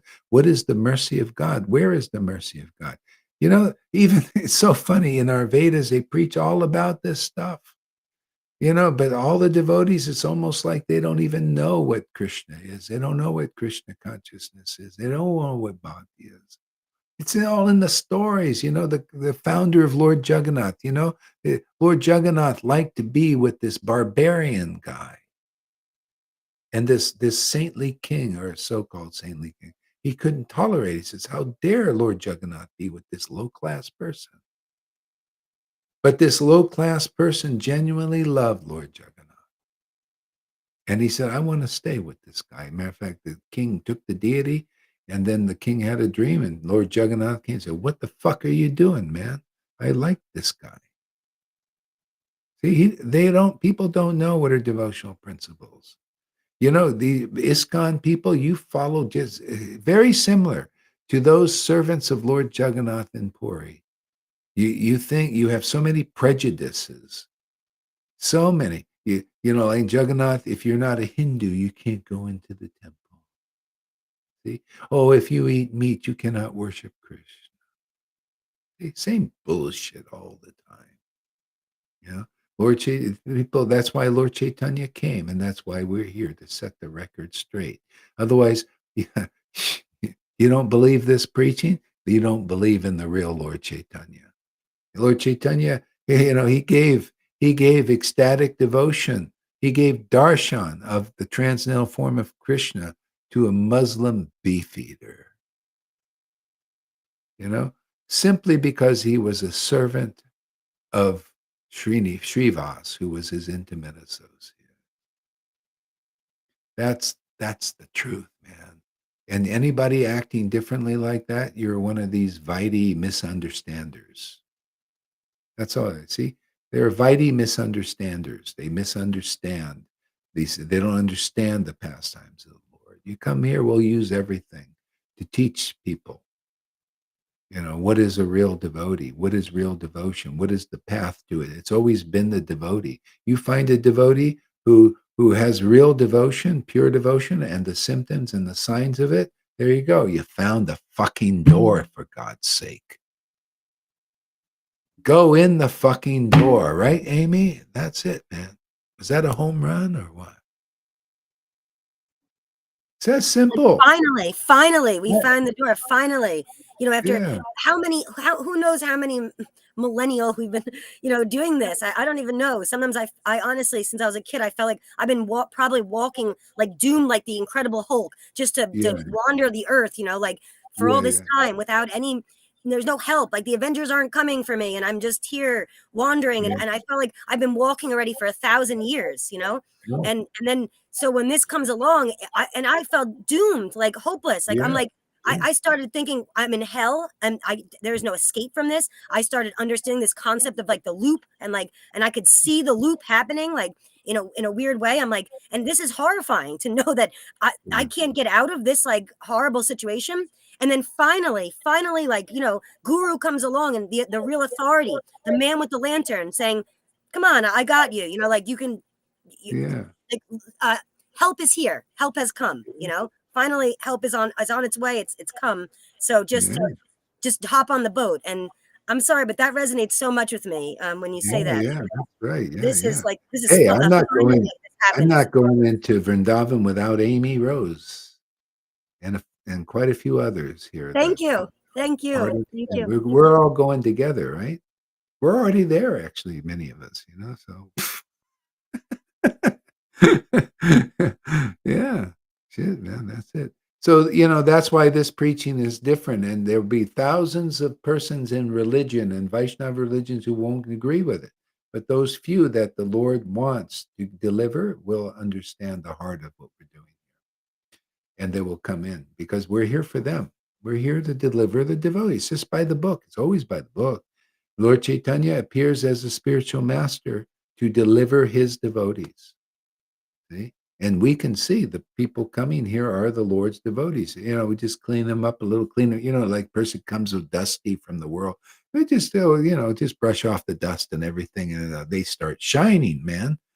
Like you, Amy. You're just a glow. You just glow. Well, Lalita, and look at it the remi- faces of our devotees up here. it reminds me of like being a dirty cup. Like, it's like you have dirt in the cup.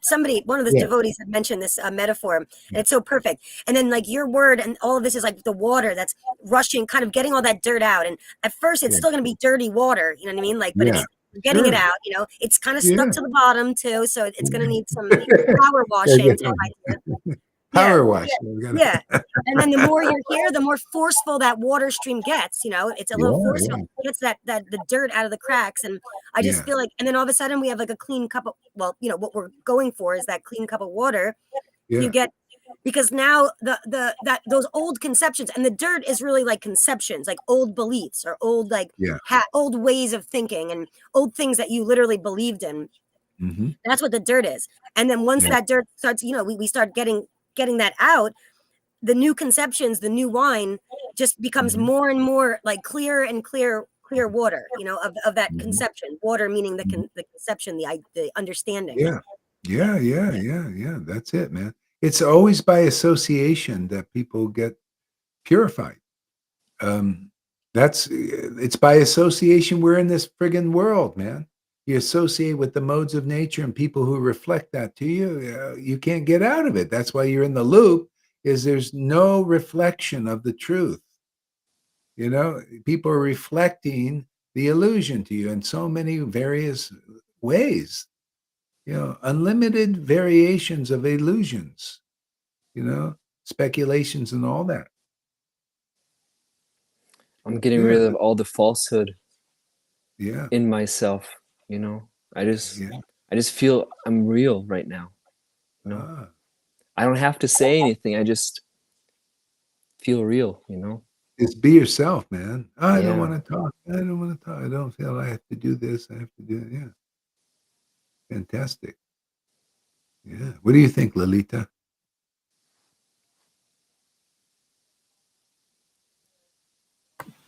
What can I add, Guru Maharaj? What can I add? I don't know. everything, Find everything out. that is said, I experience it myself as well. So yeah, what can Yeah, I add? yeah, yeah, yeah, yeah, yeah. Yeah. Oh, that's beautiful. That's very great. Yeah, yeah. Yeah.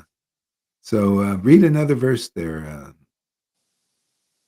Okay, though.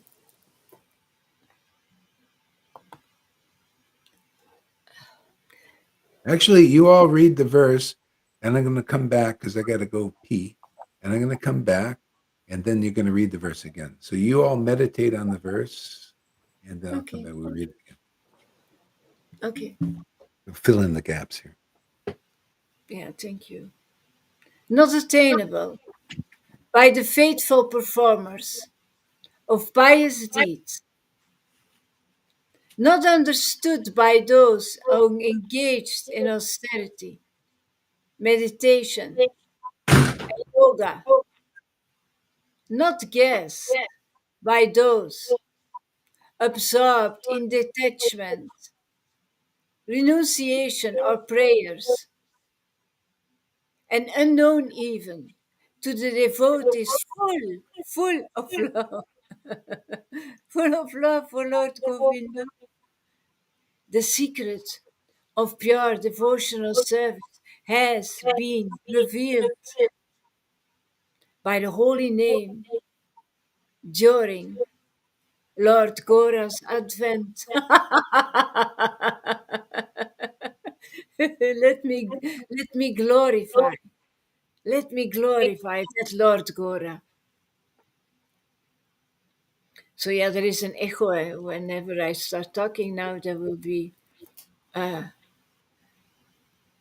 Is there anybody who wants to say something about this?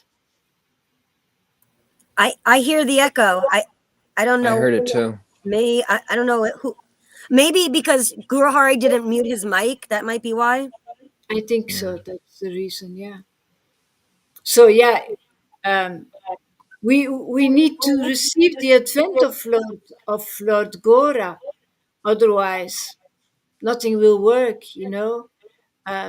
There are enough examples of real um, devotees who really desire to have the Lord, are sitting there chanting and doing their best and doing austerities and renounce on so many things artificially, and they don't have the joy that we have while we are lousy devotees in their eyes, because we don't do austerities, we don't uh, chant x amount of rounds, we are just hearers, you know. Uh, but we receive that secret of pure devotional service, um, because Lord Gora has been born inside of our body. We receive the transcendental body of Lord Gora from Guru Maharaj, out of his hands, out of his heart. Thank So you. that makes us so extremely rich, and living in that divine area where they are dreaming of. Yeah, very frustrating actually to for them. Very frustrating to see that we are receiving this just by hearing, just by having faith in you. Yeah. I love your association. Yeah, yeah. It's just these conceptions. The Lord gave me this understanding, and I just share that with the people because it's great. It gives you the way to the consciousness of the family, how they think. And that's just the gifts that I gave, and I it's given me the amazing happiness of this relationship with Lord Chaitanya and these concepts. Just like read that again, that conception, that word Yeah. verse. Okay. Something came to me. Let's see if I pull it up again. Not attainable by the faithful performers of pious deeds, not understood by those engaged in austerity, meditation, and yoga. Yeah, you Not see, this is exactly it. Uh, People think that they either understand Lord Chaitanya or they understand what Krishna consciousness is about. See, but the verse is hinting at the real situation. And that's what they preach. That's why you see Vaishnavism preaches regulative devotional service, Varnashram Dharma, see, austerities, fastings. But they can't guess about what this mercy of Lord Chaitanya is about. They can't even guess what it's about. So we take the guesswork out of it. We just show them what it's about. That's why it takes some time to wrap your head around this, because we're taking the guess. They're trying to guess. They think they can guess. They think they can speculate on it. And they go on. And yeah, Krishna consciousness is all about Varnashram Dharma. It's all about fasting. It's all about regulation. It's all about ceremonies. It's all about being pious. It's all about feeding the hungry. It's all about this speculation. It's all about that. So they're all guessing and speculating, and we're just taking the guesswork out of it and showing you what it is. Isn't that nice? You'll see. They'll all be thanking Amy Rose and Lolita and Action. Janarda. Action. Good. Yeah. Yeah, action. Yeah, we just show them and take the guesswork out of it. So they say, God, but they're so addicted to guessing, it's going to take some time. They're just addicting to speculation, like that Johann over there. He's so addicted to speculating. And All of having his them. own, all speculators. But we show them that, hey, man, this is how you go in the door. It's all about relishing. It's all about those two things Lord Chaitanya did. If you can't do those two things, then you're not in the disciplic line. You don't head the line. The head is understand. See, head, what's in the head? The knowledge, right? Information, understanding is in the head. Even relish is in the head. That's the head. You got to follow the head, right? Could you imagine have no head? You can't, you'd be The walking around. information. Yeah. See, yeah. So those two things is the head of the Krishna conscious movement. It's the essence of it is to taste these devotional mellows, but you got to be self-realized. You got to have love of Krishna to do that, man. You got to be the one, No. Yeah. And you taste those mellows and you get all these revelations and realizations and you preach that. And that's hey, hello there, Kamalakanta. That's the Mahaprasadam. Otherwise, that's why he's like, to be honest with you, Mr. Beeman, your energy is not as refined as it could be. You could be more ethereal, and it's because you got to eat this Mahaprasad. But him and others sometimes are not attentive, so they can't really eat this. See, these revelations in the vision of the revealed scriptures give you the affinity for hearing these things because they're so great. Yeah, they got to be great, man. But I only appreciate greatness, man. Yeah, I don't appreciate the greatness of Trump. He's kind of funny to me. These guys, they're like jokers. I don't appreciate the greatness of these gurus. They're kind of like jokers. They're joking around, like, look at me, I'm Guru Dev, but I'm not really. They're jokers. They're wannabes. They're impersonators. Only if you can relish what Lord Chaitanya relished. Otherwise, what is the Gaudiya Vaishnava line? There's no real line. You got to be in the line, and that electricity from Lord Chaitanya, Nityananda, and Advaita goes through all their real followers all the way to 2024. If you don't see that, you haven't found the real line, or it's not being expressed. See, if you perceive the expression of the real line, which is the electricity coming through, now you're on the express train, express boat. Then your light starts to shine. What? And the light starts to shine. Yeah. Otherwise, there's no express train to Vrindavan, man. Oh, it's not express. The express train, the express boat, whatever analogy, express line is the expression of the highest goal of life so that people can see a new role model that they've never seen. Yeah. These second generation gurus never seen any of this ecstatic devotion anywhere, and they call themselves Guru Dev. That's pretty, to be honest with you, pretty shameful. It's pretty shameless. I mean, you should have a little shame, be ashamed of yourself, and people are worshiping you. That's not right, man. I mean, we're sticklers here. Why? Because we have the real standard here. Why not go for the real standard when it's here? Why not go for gold when it's here and being given out? These conceptions of the absolute truth is as it is. That's gold, man. It's your golden ticket to Vrindavan quickly, because you can worship. You can believe in false concepts your whole life and be misled and die in illusion. See? Here we give you the real conception of what Guru Tattva is. What is a spiritual master? What is an acharya? You can identify them by their qualifications and qualities, and it's all checkable in the scriptures that we preach here. Hmm. And so you don't have to die in darkness. Darkness of speculation. Yeah, speculation. You can, that's called religion, man. Yeah, we live in the light, man. Even here we're living in the light. Speculation doesn't touch here. That's called preaching, man. That's called sharing the truth with others. Liberating whoever accepts these words, man. Oh my God, are you one lucky bastard? Yes, you're a lucky bastard. See, because right now you're a bastard son of God. Bastard, you're not in the real line. So in the kings, the king had a bastard son. They don't get the inheritance, do they? But you're Fighty one bastards.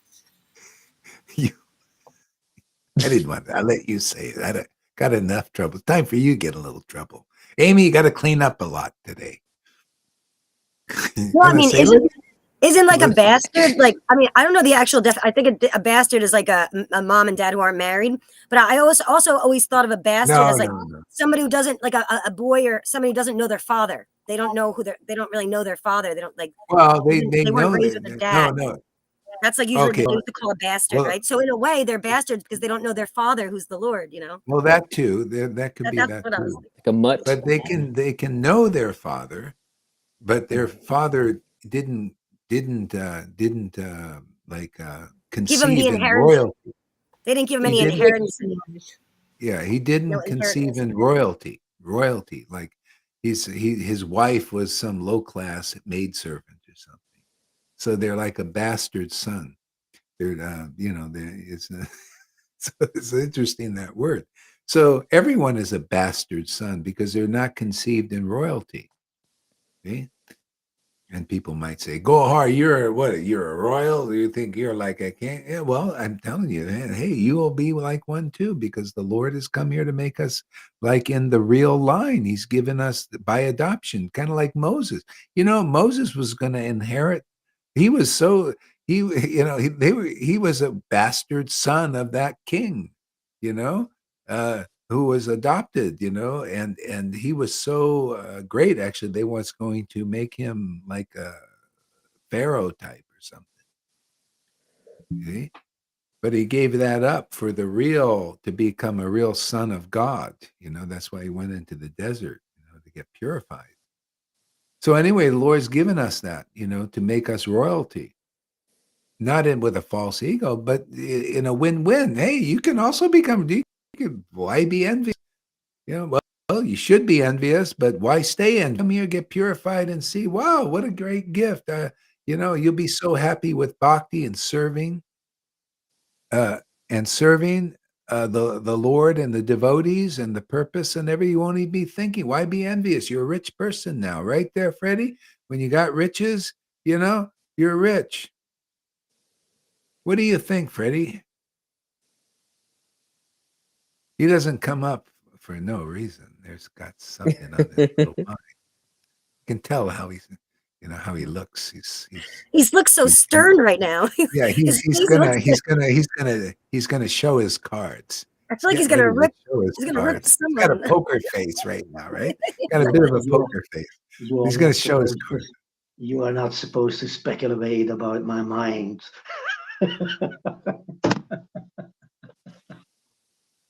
That's right. I like speculating sometimes. It's kind of fun, I'm coming in the dentist chair again today. my next level of purification. When I hear to the vibration of my guru, then some layers are taking off again. My wrongly identification as a bastard son of God.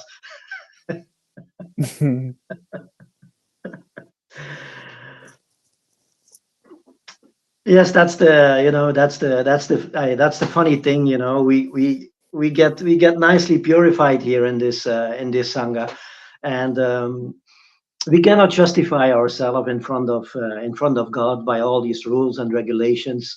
The narrow gate, or the process that God has given us, is actually very clear in the Shastras. But because God gave many paths, which can lead to a certain level of self-realization. But if you want to get this Vrindavan level, then you have to come to that kind of devotee who has that Vrindavan consciousness. And that I've never seen or experiences ever in ISKCON or in other groups. Whatever they were doing was from a different level, and this is just topmost level. You can feel this in your purification, how strongly it goes and how fast it goes. So all the darkness is just pushed out of you to make room for Radha and Krishna. And at the meantime, Krishna makes you feel ecstatic and makes you feel drunk on the pastimes, on the holy name, so on the reading. So yeah, the process is fully complete here in this sangha, and it's every day we get our portion of the real prasadam, the prasadam that enters our ears, and then you start relishing. So that's the real food for the soul, and not just food for the body, like we were trained in. Yeah, in ISKCON, food for life, and then we went out to certain places, and we took the prasadam with us, and of course it was all offered to Radha and Krishna. Well, not really to Radha and Krishna. It was offered to Guru first, and Guru brings it to Radha and Krishna, and then people, they get some mercy. I also get mercy in that way, when I came in contact with Vaidhi Bhaktas, and they distributed books, and then I start reading, and then immediately when I heard about Krishna, that blue boy, I was really fascinated. I thought, come on, has God a blue body? Is that possible? And we are white body. So how can it be that God has a blue body? So I was really fascinating about these concepts. They were written in the books of Prabhupada. And of course, when you get the real darshan of Krishna with the Sat Chit Ananda, and you see also this blackish blue form of Krishna, which is full of transcendental bliss, well, then when you can see that with your transcendental eyes, then you reach the perfection of seeing. And that's what we get here in the sangha. We start to see by hearing. The process starts with hearing Shravanam, Kirtanam, Vishnu. That's where the process starts. And when we listen to our guru daily, then yeah, you start automatically relishing, and then this material world becomes just something insignificant. Then it is something, okay, we were here, and we try to enjoy from it, but you couldn't really find happiness in it. More or less you had some taste of goodness, passion, or ignorance, but that is not real. The real happiness the soul is searching for. The soul is anandamoy, and the soul wants to have transcendental bliss, and that can only when you relish your relationship with Bhagavan, with Radha and Krishna, and the gopis, and the cowherd boys, and all the residents of Vrindavan. So with your big family up there, there are zillions and zillions of souls who are already in that realm, and have that supreme consciousness of Vrindavan consciousness. And that's where we are heading. We are really heading towards that, and there is only way to get there in that realm. And it's not that you can do it on your own strength, that you are in a kind of a, how you say it, in an ascending path. You try to ascend yourself. No, the mercy is descending in the pure devotee, and then you receive the mercy through that devotee, and then you get access to the Vrindavan consciousness, and that makes you alive. That makes you very, very, how you say it, very, yeah, very vividly and very strongly desiring for that relationship with God and the devotees. That's yeah, it's one big huge family up there, and the more you connect here, you connect also with the bigger family up there. So you get access to the to the biggest freedom you can experience in God. And yeah, why not wanting this? People think they are free in this material world because they have a little free will, but that's not really being free. You are still captured by these modes, and they keep you in this material realm, and you cannot escape it. You can just not escape from Maya if there is not a higher force, if there is not yoga Maya.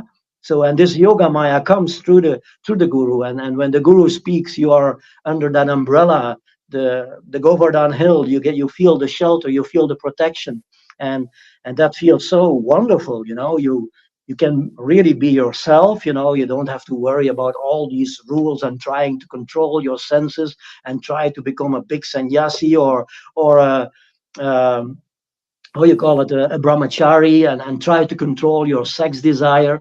It's not about that. It's part of this realm. It's part of the material world where Krishna allows you to have some certain sense gratification, but that is not the main focus of a devotee. So from the moment you start to relish the higher taste, automatically the lower taste starts to diminish, and at a certain point you have no taste for the lower taste anymore. You only want to hear Harikatha. You only want to be with real devotees. And that is what the soul is really searching for. And that's why we come every day here in the Sangha to hear this Harikatha and hear the devotees talk and express themselves. And at the same time, we get purified. We get a nice shower. Sometimes the egos collide here, and then, well, okay, that happens. It's all part of the greatest show on earth. And that that inspires people.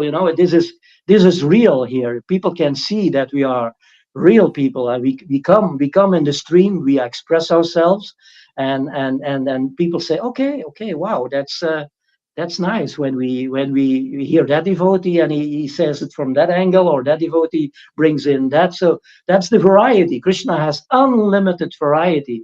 He has also unlimited angles, how you can approach this absolute truth. But it's always through the same potency, through the same door. And then everything becomes so fucking clear. So fucking clear that you cannot misunderstand anymore. So even the cussing here is purifying your existence. And people who are cuss on the material plane, that's very contaminating. But here everything is purifying. But that's disturbing for the Vaidis. They think in the box. You have to speak like this, and oh, you have to speak in a very soft voice, and you cannot blaspheme others. You cannot hit nails with a hammer. That no, you may not do that.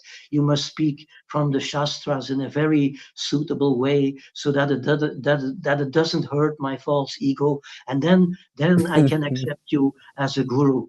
But when they hear Gora Hari speaking, then, then they flip out, and they say, no, no, no, no, no, that cannot be a guru. That is a fucking rascal. He is not in the line of Chaitanya Mahaprabhu. No, that cannot be. No, no, no, no. He is not a guru. And look, he's wearing a t-shirt. He has no tilak on his head. He has no neck beads. He has nothing. He cannot be a Vaishnava. No, he cannot be. And then when they show the ecstatic symptoms, then they say, that is not possible either. He must be a sahaja, and then they keep on criticizing and criticizing over and over again. And then Krishna says, okay, let these guys do, let them do till they get a certain click, that they start to see, well, can they really do it 365 days in a year, 2-3 times a day they go live? Is that what a sahaja can do? No, no, no. A sahaja cannot do that. They can put up a show for a little while, but you cannot do that all your life. Every freaking day we are here on the screen. That's not what a sahaja can do. Then you must really have a higher taste. Otherwise, you cannot bring it up. That's not possible. And yeah, that's why we preach. That's why we show up here every day, and we hope that some religious persons become inspired. And we know, yeah, some people have some spiritual experiences, like that woman Aliyah Noah, or what is his name? Yeah, Aliyah. So Neo. she had a kind of an impersonal experience with God, where she experienced some love of that supreme Godhead, but it was still not on a personal level, and they cannot give that up. They think, well, I had this once in a lifetime experience, and then I hear that person talk about uh, a personality of Godhead, which you can only attain through a living person who already realized that living Godhead.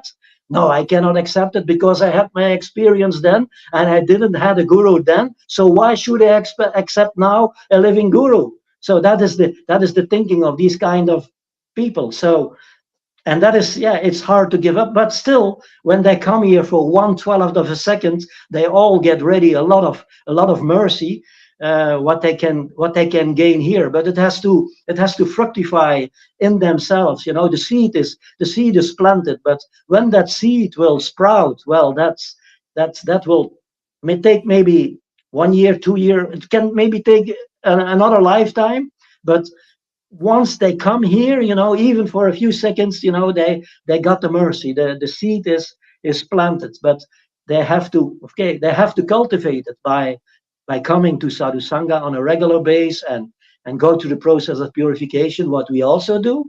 And yeah, and then you are launched into Goloka Vrindavan. Gradually, your consciousness will get higher and higher, and you feel stoned, you feel happy.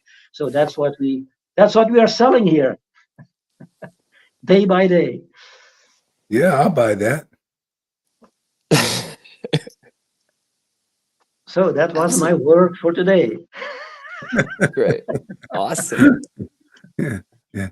Give us a summary of that there, Amy. I can't actually, yeah, follow up with that one.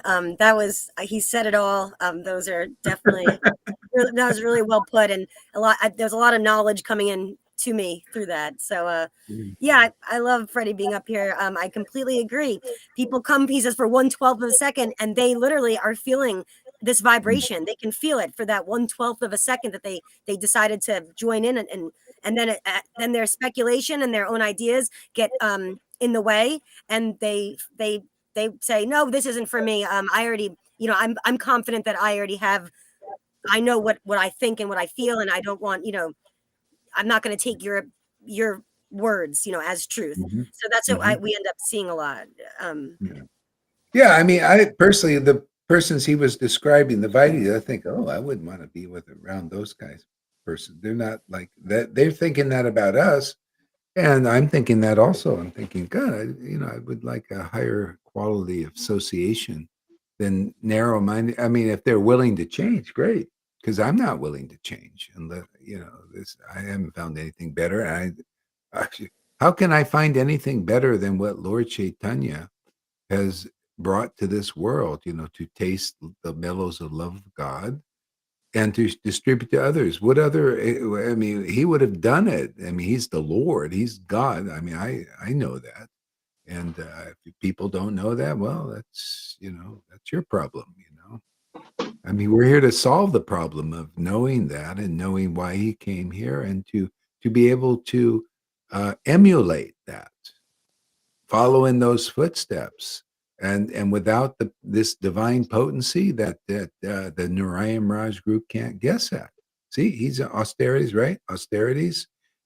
Those persons engaged in those activities and preaching activities cannot guess at what we have. So we take, as I said, all the guesswork out and just present it to the world, where you can see for yourselves. This is what it shows up. You can check it in the scriptures, and you can listen to the witnesses. How much fucking proof do you guys need out there? What are you, bozos? Are you nincompoops? Are you idiots or something? Yeah, yeah, you are. You know, I mean, we're sharing the just the frank, honest, genuine experiences of devotees. You can check it in the script. I mean, that's why. How can I be impressed with these so-called gurus who can't understand such beauty? I mean, such majesty, such conclusions, such ecstasy. Can you see how ridiculous that is to give honor and worship to persons who cannot understand the true nature, the disciplic line that they are worshiping, that they're a part of? See? Come here, we'll teach you all about how to be the art of being irreverent for the welfare of the world. Isn't the worship of Krishna in Vrindavan irreverent? Well, I irreverently worship Krishna in Vrindavan, and I also irreverently worship Krishna here in this world. And that's why we get things done here. We make quick progress. Right, Amy? We give hope Yeah, to the this is like the bullet hopeless. train, like not just the express train, but that bullet train. That's like Oh, the the fast bullet train. one. Yeah, Yeah, that's yeah. fast. Does it go fast there in the bullet train? I think it's in Japan. I've never actually been on it, but no, I've heard. Right? Isn't that the fastest train in the world? Is that one in? Yeah, I think it's Japan, right? I yeah. think Have they you call been it. out of Jersey yet? New Jersey? Have you been out of New? I've been to Florida like a couple times when I was, my 20s, teens and 20s, because my Uh-huh, my best friend moved down there, and uh-huh. and then I went out to Idaho to visit my son's family, his father's family, when he was just a little baby, and How I did had you him get there? on a plane to Idaho. Yeah, but I was Oh, like 23 or 24. I don't know how I was young, and I had my son at 18 months just sitting on my lap the entire 6 hours, and he didn't even cry or anything. Like I was so nervous. wow. How are we going to do this? How am I going to sit there with him on my lap all these hours? But that's it. That's the only places I've ever been. I've never left the country. I've never been to California. I mean, Oh, obviously, okay. I've been to Virginia and like Pennsylvania and the states in my area from just driving. I've been to Massachusetts, but like Yeah. as far as flying in a plane, I've only gone to Florida and Idaho. Oh, okay. Yeah, yeah, Yeah, yeah. Okay. Okay. So you've been on a plane. So that's yeah, if you but did not it once, you can do it again. It's like yeah, riding a bicycle. yeah. Years and years ago when I was had a little bit more Yeah.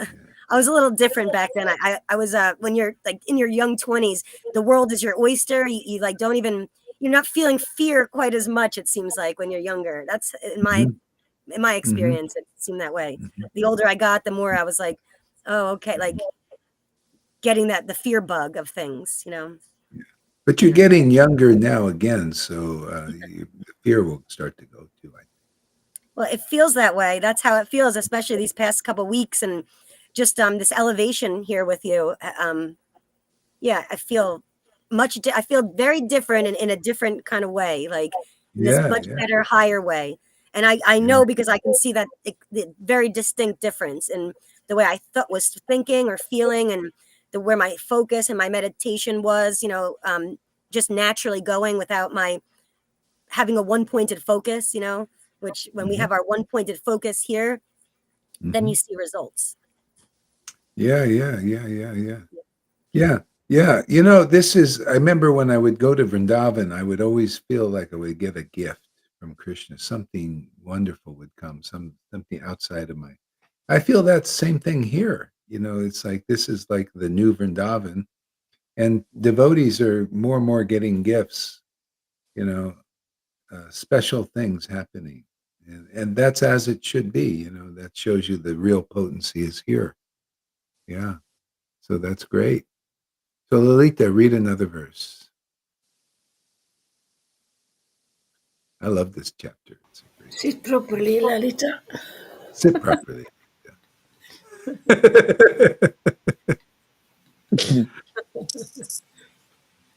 Whether seen, touched, glorified, remembered, bowed down to from afar, or worshipped Sri Chaitanya. she Sri Chaitanya. He gives the nectar of pure love of Krishna to his devotees. Let us glorify Sri Chaitanya. Is, the is, mer- yeah. Isn't that really the essence? Is if you're a real devotee, if you take that verse and break it down, what is the essence? Uh, if you're a real devotee, if you bow down to Lord Chaitanya or you remember Lord Chaitanya, you chant his name, you offer something to Lord Chaitanya, offer your heart to Lord Chaitanya, you get pure love of Krishna. If you're a devotee. See? That's why. So if you're one of those and you pick up these books like Chaitanya Charitamrita or something and you feel the awakening of ecstatic love, there you go. You got you're a devotee. See? But if you pick up these books and you're a Guru Dev or a follower of a Guru Dev, and neither of you, ecstatic love is not awakened, see, you're not a real devotee. Now can you take that truth, people out there, Vaishnavas, aspiring Vaishnavas out there? Okay? That book was written so that we could learn the glories of devotees because they're the ones who have love of Krishna. And those are the ones who are associates of Lord Chaitanya in our line. Otherwise, you're not a real representative. You know, if you chant Lord Chaitanya's name and ecstatic devotion doesn't awaken, or you offer obeisances or whatever you do, and that devotion of the love of God, love of Krishna, does not awaken in you, oh, you're not a real devotee yet. See? Now we've just separated the difference between the highest truth and the illusion. The illusion are those who are the putana servants who imitate such devotees who have this ecstatic devotion. Okay? That's why you see, if that happens, then you're a real devotee. Bhaktivinoda was a real devotee of Lord Chaitanya because he picked up Chaitanya Charitamrita. See? Anurag awoke in his heart. The love of Krishna awoke in his heart. But how many people can do that? Do you see why you need a guru? Don't tell me as a Ritvik you don't need a guru. If ecstatic love does not awaken in your heart when you chant Hare Krishna Maha Mantra and chant these verses. Yeah? Or don't tell me you're a real living guru if that life of bhakti hasn't awakened in you when you chant these verses and chant, and um, remember Lord Chaitanya by chanting his names and all that. This is that being too much of a stickler, or is that too narrow of the gate? The truth is a narrow gate, isn't it? it's one pointed. Yeah, it's one pointed, very narrow, very specific, very laser like, but it gets you into the kingdom. See, there's not speculation. It's just as the verse. You need to see the verse, right? You can't see the verse. You can't understand this verse unless you're devotee with real devotion. You can't explain it as it is. Have you ever heard an explanation like this? And then when you look at the verse, it's like, yeah, of course, man, that's what it means. See? You cannot explain the verse or get the result of that verse unless you're a real devotee. Now, you cannot communicate the essence of that verse to others unless you're a real associate, intimate associate of Lord Chaitanya. Right? You cannot communicate to us. That's the idea of guru. They give you relation. But God, people read this. The Narayan Maharaj group read this. All these Vaishnavas read this stuff. Yeah, you got to be a devotee. You got to be an associate, but they don't understand these things. Yeah. So we just demonstrate, we show, the verse says, you get love of Krishna if you're a real devotee thinking of Lord Chaitanya. So we show that. See, there you go. You found a devotee Bhagavat. The book Bhagavat and the devotee Bhagavat, same, right? The book describes the devotee Bhagavat, and you see one in truth. And the only reason why you people out there in Vaishnavism don't see a real devotee Bhagavat is because of sleight of hand. See, Maya comes in and speculates on the verses and gives you somebody who doesn't match the verse. And therefore, they give you some speculation on these verses that takes you away from the truth instead of bringing you to the truth. See? Are you ready to learn how the magician works or not? If not, no, I don't want to see this. Okay, go be magicianized, magicized.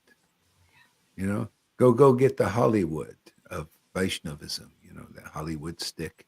Go get the magic of speculation, blocking your path, keeping you in the dark. You don't like the light? You think the darkness is better than the light? Isn't this the light here? Isn't this really true?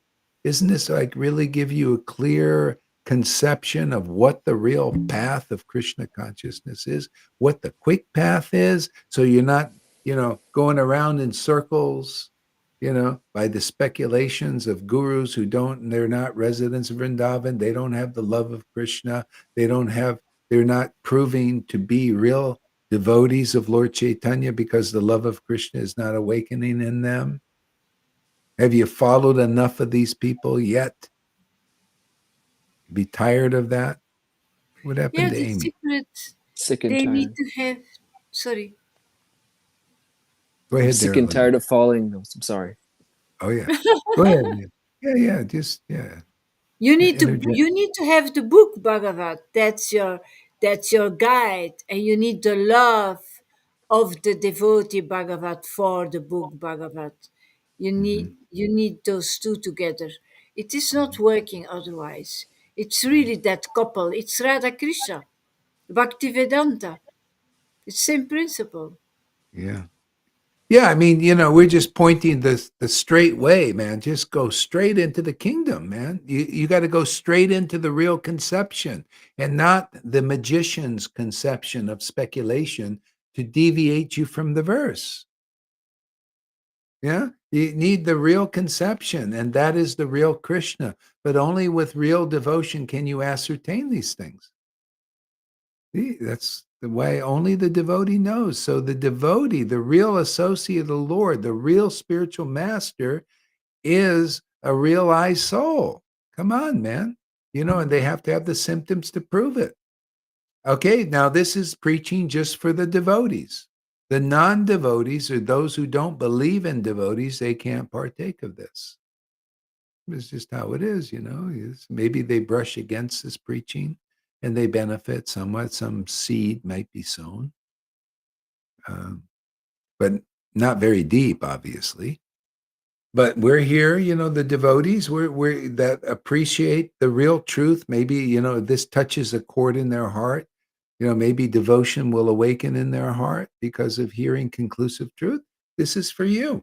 This is your ticket out of here quickly. Do you want to? Anybody want to get out of this quickly, like Lolita and Freddie and others? Do you want to get out of this realm of Maya quickly, there, Freddie? Are you tired of being bullshitted by these guys? Bullshitters. Maya's a bullshitter, man. She doesn't give you cow shit. She gives you bullshit. It's not as pure. It's cow shit.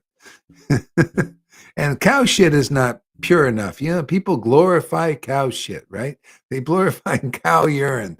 Wow, it's so purifying and all that. But still, it's not purifying enough. It's like filthy rags before the transcendental Lord. If people think they're gonna the cow urine's gonna deliver them. Do you believe cow urine will deliver you, Freddie? How about celery juice? Will that deliver you?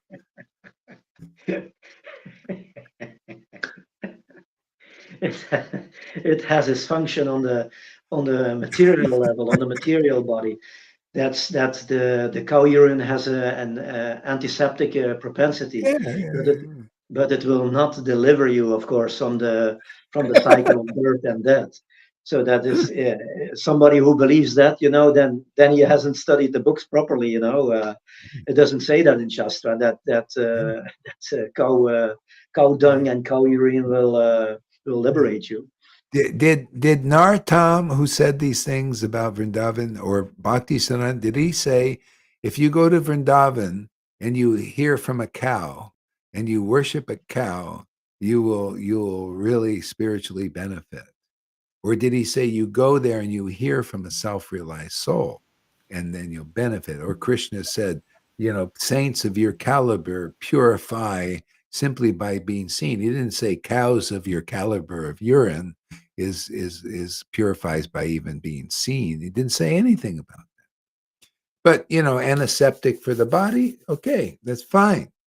Fasting for your health or something, that's fine. But people say, oh, you see, the scripture says fasting and Ekadasi is the mother of devotion. I haven't seen anybody that fasted on Ekadasi and experienced devotion. I mean, maybe it happens for some or something. It never happened for me, but chanting Hare Krishna, I feel devotion awakening. Yeah. So that is a Vaidhi rule, obviously. Even though there's some discrepancy, because Vishwanath Chakravarti said it was not a Vaidhi rule. But you know what? You don't know these books. There's people translating. Matter of fact, Narayan Raj translated the one I was reading, and and it says, "Oh yeah, I tried to convince that Ekadasi is not a Vaidhi principle." But he did it with the deal breaker. He says because he put fear in there. If you don't follow Ekadasi, see, you're gonna kill your guru. You're gonna all these hellish things are gonna happen to you. So what is that kind of word? It's called Vaidhi Bhakti worship. Worship in fear. Like, well, I better follow Ekadasi because I don't want to kill my guru and fall into the deepest hells. That the grain's going to take me to hell again. Worshiping the grain or not worshiping the grain is going to take you. So it's a Vaidhi principle. It's not 100% conclusive. Yeah, go ahead, Lalita. Is there a logic explanation why not to eat grains? I never understood that. It's Yeah, stories. Stories. There's stories about. Oh wow, I got it all here. Yeah. Okay. Yeah. Put it over here. Yeah. I think the class will be ending soon. it is The said. food is. It is said in Shastra that on Ekadasi that all the sin enter the grains. Oh yeah, it sends. Yeah, it sends That's into the the story grains. of Shastra. Yeah. So when you eat on grains on Ekadasi, that means you eat the sin of the world. That's why Yeah. they emphasize so much that you cannot eat grains on Yeah. Ekadasi. Okay, Yeah. same And thing with potatoes and red carrots, etc. Because you can't eat them as well, or No, there's carrots are not really forbidden.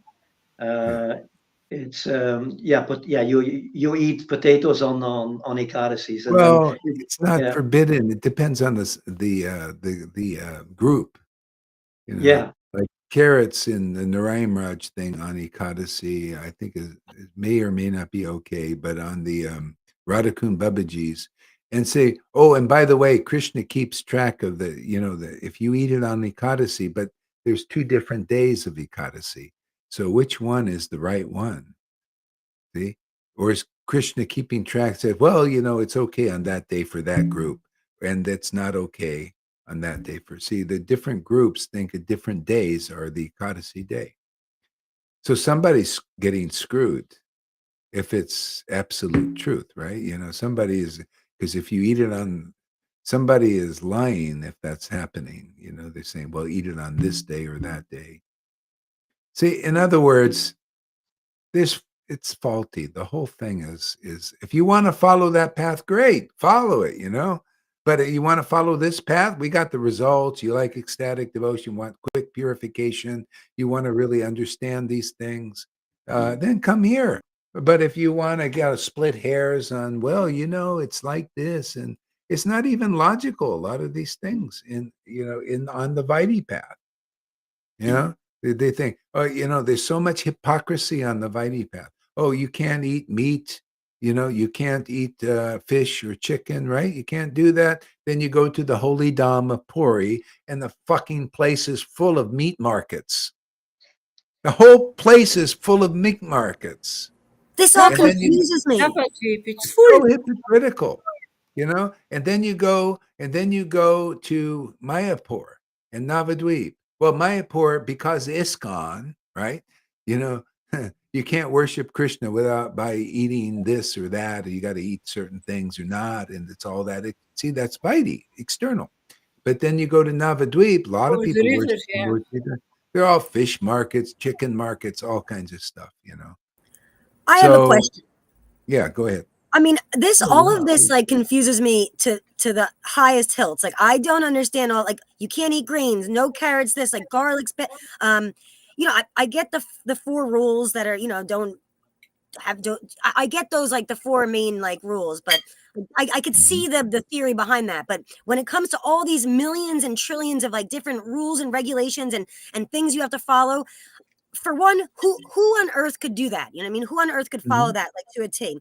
And also, if you're not even, like, if you don't even know what a codicy means, like, all of these things, do we literally have to sit there and research and study those satras for?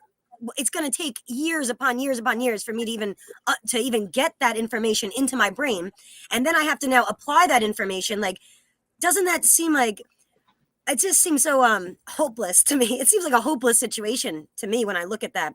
And then you come along, and I didn't even know these things, thank God, because that would scare me really bad. Like, oh my, I'm doing everything wrong. Oh no, I'm gonna stay in hell forever. Like, that's it. I'm Yeah. doomed.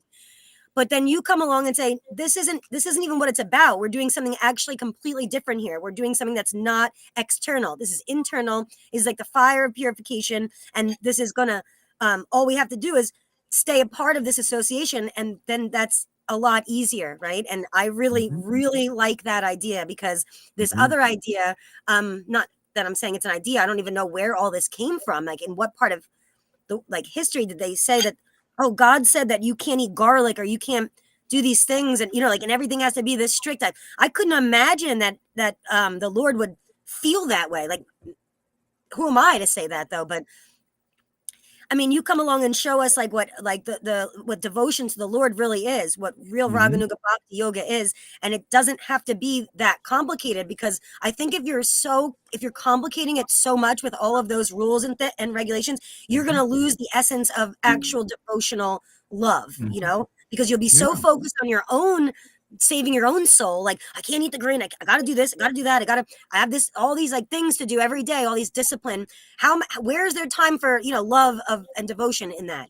There really wouldn't be. You'd be so focused on that I'm doing something wrong. And isn't our whole lives always told, you're doing that wrong? Come on, fit in and do it this way. Do, like, everything's about, like, get in the line, and make sure that you don't fall out of that line, or no, I'm not saying this right. I'm losing what I'm trying to say. I'm trying to say, isn't our whole lives being told that we're not doing things the right way, or you haven't done it good enough? You're not good enough, basically. Like, our whole lives are being told, can you just try harder? Just try a little harder, be better, And when I think about these, that's Vaishnavism. yeah, and I just find that to be, like, super not only unfair, but impossible at a certain point. And I feel like if that was the case, I am so screwed. I'm screwed 6 ways from Sunday over here, because that's not gonna, at least in, right now. So I feel like there's so much hope. The only hope and faith I feel is through this preaching, because you're putting everything you're putting a completely different spin on it, and you're showing us that it's real. The spin that you put on it is completely real, and it's happening. And like, I was making the mistake by saying we were maybe not making a mistake, but I noticed how Freddie changed the words when I said we're ascending or this way. He's saying, no, it's coming down to you. It's the mercy is descending to you. You're not, it's not like you have to get up there. It's coming right here to you via our guru, like, through this transcendental connection and this disciplic succession. So that Yeah. all of that makes so much sense to me. Like Guru Tattva makes so much sense to me. But then when I hear Yeah. all these rules and all this stuff that we have to do, my mind's like, like I can't even begin to process all that. And I'm already kind of feel defeated at a certain point. And I'm not going to See, even see bother to when try. when deliverance is here, the Lord teaches the essential path. That's why you see Varnashram Dharma, faith that's going to deliver you has to be ultimately you have to see the faults in it. Regulative devotional service too, you have to see their faults in it. It's not perfect. It's not going to deliver you. It may develop a desire to attain Krishna, because when you haven't attained Krishna and you're working your ass off, right? And then you see devotees like in our Sangha who have attained Krishna, there you go. All you have to do is come here and from that desire, then you'll get all perfections by grace, by the grace of the bona fide guru. It's always been that way. You develop a relationship with guru, therefore you develop a relationship with Krishna and real Vaishnavas. And that is the power of deliverance. When that's why you see these persons emphasizing austerities, renunciation, and regulative devotional service don't have the power to deliver anybody. Yeah, Narayan Maharaj didn't. There was no deliverance. Radhakund Babaji, I didn't see any symptoms of deliverance, Vaishnava way. No, they're probably Yeah. just telling their disciples, no, you're not good enough. Like you're just not good enough. Like, sorry, Yeah, see, keep trying harder and harder. that's the Moses. See, that's the Old Testament Vaishnavism. It's like Moses. You got to be good enough. You have to work for your salvation. Yeah, and Jesus comes and said, no, no, all you have to do is believe in these principles and these truths, and basically remember the truth. Lord Chaitanya taught the same thing. He said the real pure religion of this age is to remember the truth, remember Krishna, and remind others about Krishna and Krishna's truths as they are. Not like Krishna is a bunch of rules and regulations and ceremonies you got to work your whole life to do, and then that's all you got are rules and regulations and ceremonial perfection. I mean, You think that? they literally make Krishna or God sound like an abusive husband or like an abusive father who's like, Oh yeah, it listen, gets to be that way. yeah, you're gonna be getting beaten if these chores are not done to my specific perfection. You're gonna get it, girl or boy, Mhm, and it's not gonna be forgiven, like by the way, and mhm, you're gonna be punished for this. And mhm. I can't jive with that idea. I really can't. Like that's not maybe I don't know where my brain is, but that like I can't see that as being that wouldn't work for me, and then Mhm. you're here and showing a completely different way. Like, no, I'm not punishing you. I'm not this mean abusive husband or this mean abusive father or a mean abusive friend, like a frenemy. No, you're like this really nice guy who's just trying to be our friend and tell us this real messages of actual love and devotion, which is so simple. Like, and if it wasn't as simple as you make it for me, Mhm. I wouldn't be able to catch on to this. I wouldn't Yeah, have any conception of like what God really is. It would just be inside of my mind, like, oh, I'm hoping God's this really loving person that loves me. yeah. But that would just be inside my mind without this applied applied knowledge and applied Yeah, the truth is very simple. yeah, The it's truth very is simple. very simple, and the essence is I just preach over and over again until people finally fucking get it, man. It's by the association of a realized soul, you know, and them telling you these confidential truths. And the only reason why people didn't get delivered with Bhakti Siddhanta, just a bunch of neophytes came out of them. And Prabhupada and Bhakti Vinod is they were realized, they understood these things, but they didn't preach them yet. They saved that time for us because that the Lord knows the time to do these things, and they were inspired to set the groundwork, set the stage, and all that. Now we're dancing on that stage, okay, publicly with the essence. Now, okay, everybody on Uvaiti Bhaktas, if you got sufficient intelligence, here, just come get the grace. We got it. We show you what's in the scriptures that you're worshiping. That Lord is with us, in us, and is giving us the message to give to others to get there quickly. You know, And and if you don't believe it, well, too bad for you. You lose. And everything with Krishna is in timing. We always know, like, everything's working within timing. He times everything the way that it needs to happen. And I feel like now is the time and now is the hour for this exact way of preaching. I mean, we can see the world around us that we're living in this futuristic 2024, you know, and these old concepts don't seem relevant, or they apply to where we're at right now, where this preaching is so relevant, it's revolutionary, and it applies perfectly to this timing. So I really feel that, like, this is exactly the perfect preaching for this time, and for us Yeah. to really get on board. And because, like you said, we don't have a lot of time. Time is a waste in here, you know, like you said, Yeah. the clock is ticking. Yeah. And I almost feel like we're all mirage prick shit in a way, because we Yeah. all have almost You like have a to be. metaphorically 7 days left, you know, like metaphorically speaking, we only have this, Yeah. because this is coming. And as we've seen with time, seems like it's moving very quickly. Remember how we noticed, like, how is time moving? Just like almost it's sped up in some way, you know, where it Yeah. used to just drag on. And I mean, the years just going by. So people say life's short. I mean, I tend to see it as being long, but like, I feel like time has kind of been sped up, because it's time to get this message to, because otherwise, what are we doing? We're just wallowing here in this material realm like a bunch of hulks doomed to walk the face of the earth forever, you know? And I mean, as far as I'm concerned, like, that's not okay with me. I've had enough, you know, stick a fork Yeah. in me. I am done. So now it's time to get rid of this sense of being doomed here and walking this face of this realm for God knows how long, you know. And now we're gonna. This is it. Like, this is the final. This is the final show. I hope you're wearing Yeah. your best clothes, because it's the final show. Just kidding. That's just a song lyric. Yeah. But Yeah. You know, God it's- is giving assurance now. You know, he's just come in. He wants to. Do you think that God wants everybody to make it hard? Do you think that in his heart he wants? Well, I want to make you, do austerities for lifetimes, and you got to renounce everything, and then maybe I'll give you a chance. Or is God mercy really like as it is that he sends his devotee and gives that power to deliver people? That's what Jesus said. Remember the cripple came in through the top of the roof in that movie? Like, can you heal me, Jesus? I believe they in lowered you. him. They lowered him into the roof because they Yeah, couldn't get him. look at Hugged him in. it. Had to He lower says, him "Oh, in. you're crippled? Yeah. And you believe in me?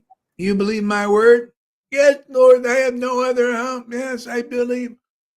And he says, "Oh, yeah, may your sins all be forgiven."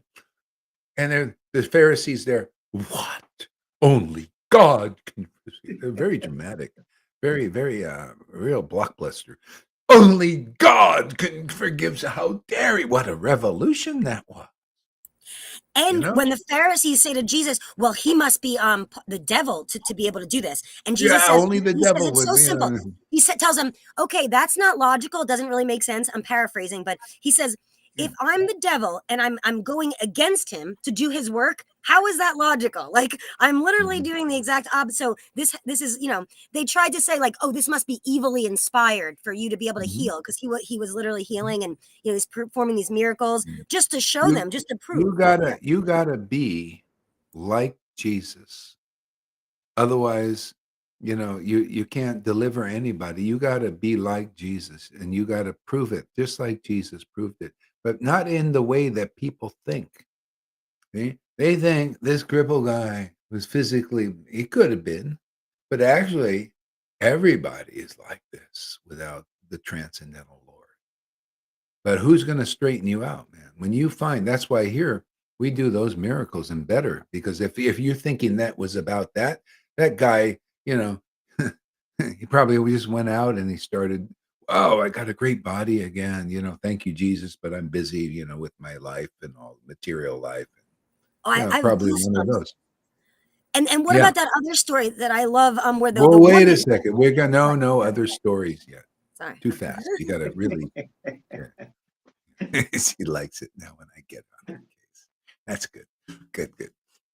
That way I don't offend devotees. I don't want to be offensive to devotees like Amy. I want her blessings. you always have my. See, Yeah, no, So the crypt. I love that. I love the way you said that. Yeah. Okay. Yeah. So Yeah, so the really the miracle is you straighten out the person by bringing them in touch with the transcendental potency. See, they can commute. They dock. They marry the Lord. See that now all of a sudden you're not crippled anymore. See, now you're complete. Now you're really healed. Your soul is alive and awake. See, so the real miracles is to resurrect all these things. You open their ears so they can hear have spiritual understanding. Yeah. Open their eyes so they can perceive what is of the spirit. See? Or resurrect their crippled bodies by awakening the spiritual body, which straightens everything out. And that's it.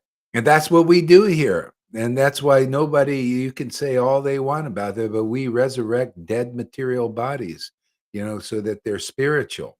We resurrect the spiritual body in the material form where it becomes now a temple of the Holy One.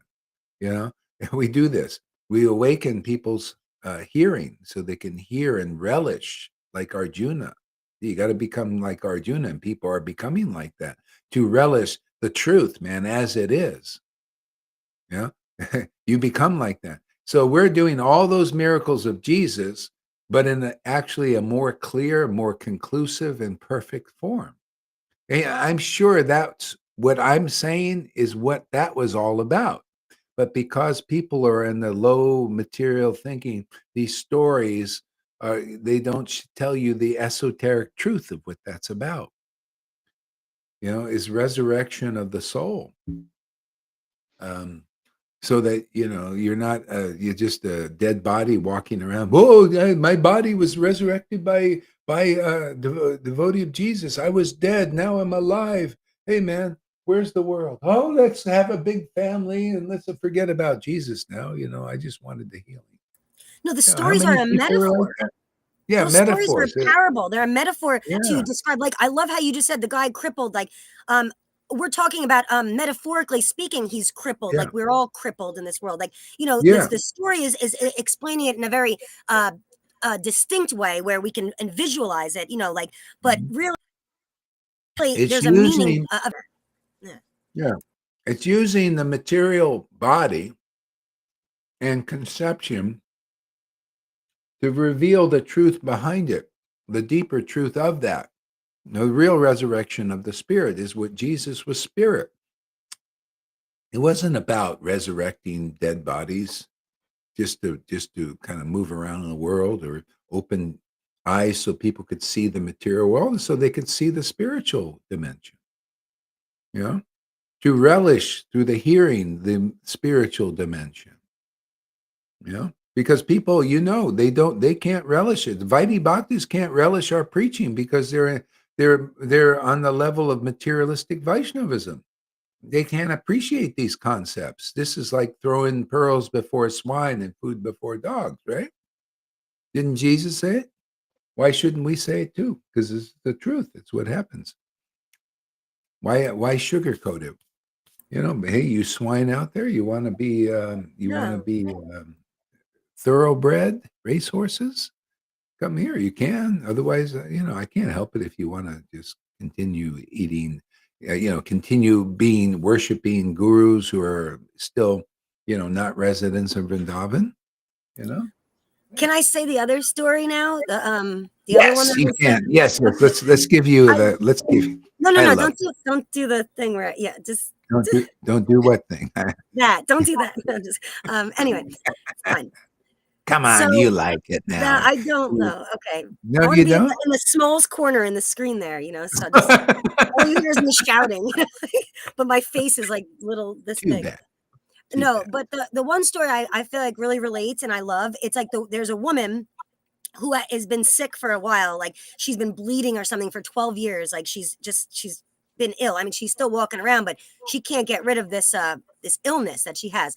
So Jesus is walking through the crowds and she Mhm. already is well on board. She believes in Jesus. She's heard about what he's done. So this woman is like, this is like what I need. So she follows him as he's walking and he's not healing at this moment. He's like kind of being like it's like everyone's kind of like respecting him at this point. He's walking and she just kind of goes into the crowd and grabs onto his robe. and Mhm. touches his robe. Oh. And the minute that she touches his robe, he feels this. He can feel that energy has left him, like, and he's like, whoa, who just did, like, who in this crowd just did that to me? Who just touched me like that? And Mhm. she's really embarrassed. She doesn't want to say, it's me, I did it, and he's like, who did that? And he's like asking. So she finally does what she does, step up and say, I did it because I've had this illness, and I knew that just even by touching you, even by Mhm. touching the edge of your robe that was tracing on the ground, that I would, that this would help me. And he says, well, it's by your faith that has healed you. You are Mhm. healed now, but it's because you believed in me, and then you had that faith that only by touching the edge of his robe that she felt that, and she immediately felt healed, and he immediately felt this power leave him, because that was the Mhm. power of faith and the power of belief that she had in him. And then he said, this is why you're healed, because of your Mhm. your faith has healed you. Yeah, and that's what she wanted. Yeah. See? Well, Now, because can you she believed. imagine if you desire when you come here and you're healed of like your sins, then you can, and you want this, and you can chant Hare Krishna with great intimacy and ecstasy, increasing forever. And that's proof that your sins are forgiven. Otherwise, the Lord, can you imagine chanting Hare Krishna in ecstasy? You can chant for millions of lives, Krishna Das Kaviraj says, and never develop that ecstatic um, boon to chant in great ecstasy. And can you imagine people don't understand this simple truth of Chaitanya Charitamrita, chapter 8? Everybody can look it up. You can chant Hare Krishna Maha Mantra for millions of lifetimes and not develop the ecstasy of Vrindavan. And here you see devotees who have it. My God, and that is the door to get it. Otherwise, those offenses will stay with you. That's why we see dry chanters all over the place.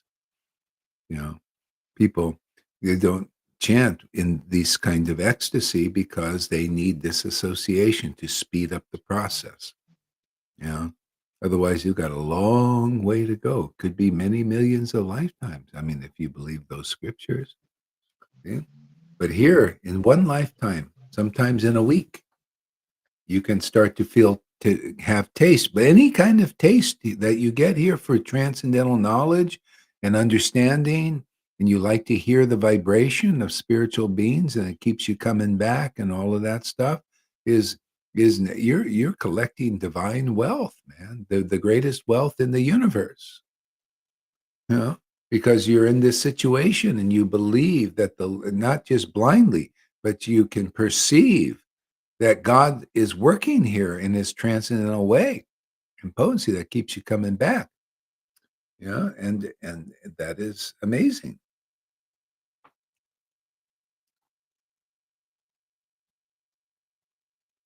Forgot why I was talking about all that, but yeah.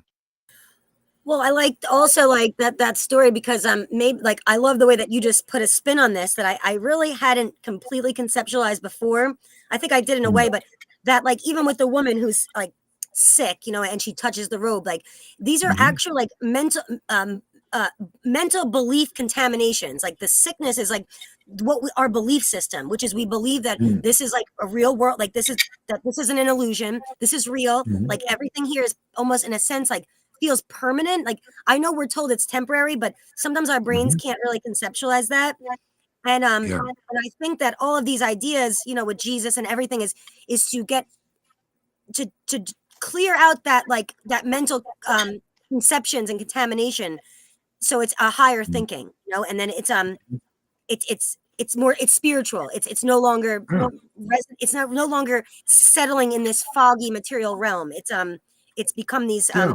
transcendental spiritual conceptions, which is what we're Yeah. ultimately trying to do. But we use stories to explain that so that we have a way to understand it, or else our brains really can't conceptualize it, because our brains, actually the brain only knows things that it seen, or like anything that's it's experienced through its five senses. So it's like a Mhm. computer in that sense. So we only know what we've smelled, saw, like seen, touched, felt, like all these things. Like we only know what our experiences are in this world. The Mm. brain can't Mm. conceptualize anything outside of what it's already kind of experienced, mostly. Yeah. So when we use these parables and stories, it helps our brain to relate, like help it relate to what this means, and then we can start to conceptualize Well, the different. thing is, it actually is used to hide these truths first, okay? To reveal and hide. So it can reveal to those who are spiritually awakened these metaphors and these stories. They get insight and transcendental insight of the esoteric nature, but they also hide these truths from those who are not awakened, and they just see them as stories. That's why people, if they don't come to the point of awakening, these story, you just kind of leave this, and it's not important to you. And so that's what it was. As a matter of fact, the Goswamis' writings, these amazing writings of the Goswamis. After they left, everything started to peter down, and the Brahmins, they weren't interested. They used it as firewood. The manuscripts of the Goswamis, many of them are lost. They were really prolific writers because they were so juiced up with bhakti, the deepest conclusions. And these Brahmins, see, they had no taste awakened anymore, and they just, used as firewood to burn the manuscripts. Luckily, we have some now, quite a few actually. But yeah, it's all about taste. Same thing, Prabhupada's books. That's why they changed them, because this will suit our purpose. We can be gurus and that, and we'll make everything that way, because they don't have the taste for the love for these books. Love for the books doesn't mean like you like them as they are. Just like a person, you love that person. You don't want to change them. If you do, that's pretty raunchy, right? Well, it's the same thing when books written by devotees, even Lord Chaitanya, when, who is it? Madhavendra Ishvara Puri wrote a book about Krishna, his ecstatic expressions. And he said, you find fault with this. You show me where there's imperfections and where I can correct this and that. And Lord Chaitanya said, what? You kidding? You want me to be an offender? You find fault with a book written by a real devotee who has real love for God? There's no way I would find faults with that. Yeah. So that's the way the Lord feels. But do you think anybody in these editors in all these religions, and Vaishnavism included, think like that? They go right over and start changing Prabhupada's things, and proudly too. But that's just how it is. That's why you need a living devotee. You need a devotee Bhagavat, man, to explain these essential truths. Even if all these books disappeared, what we're discovering here and learned here already is enough to deliver a whole universe, because we'll always be preaching I will be preaching the essential truths. And if you get purified, you'll preach the same thing. You'll preach Krishna's mind, not it'll be your mind now, but it's basically God's truths in this world. And that's what delivers people. The Lord delivers. All we can do is be the messengers and not the speculators, and then, yeah. Okay. I think that's enough. I'm gonna eat with full attention here now. And that's so funny. Full attention.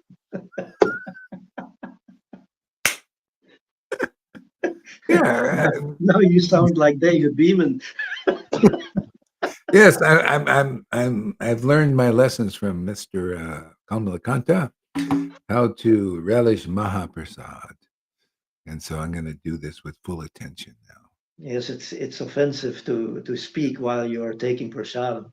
Yes, it's offensive. And I might watch a little movie while I do it, because that's when I can catch a movie while I eat. It's the only time I can justify it.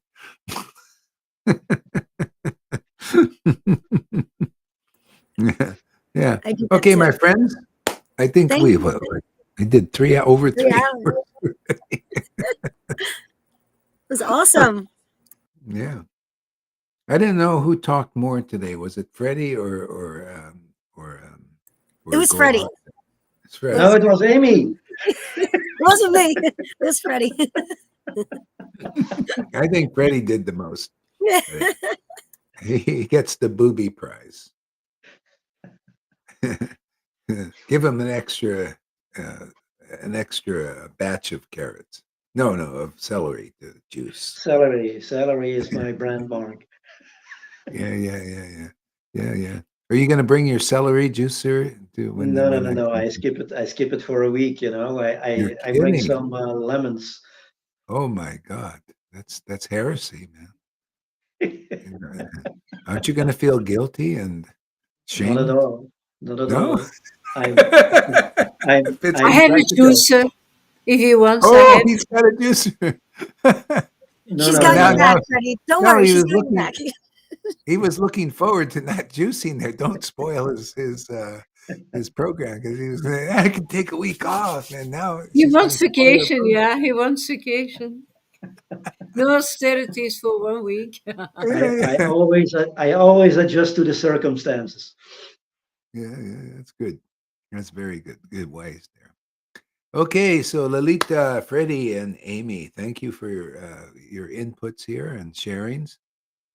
And we'll be back, huh? We'll looking forward to it already.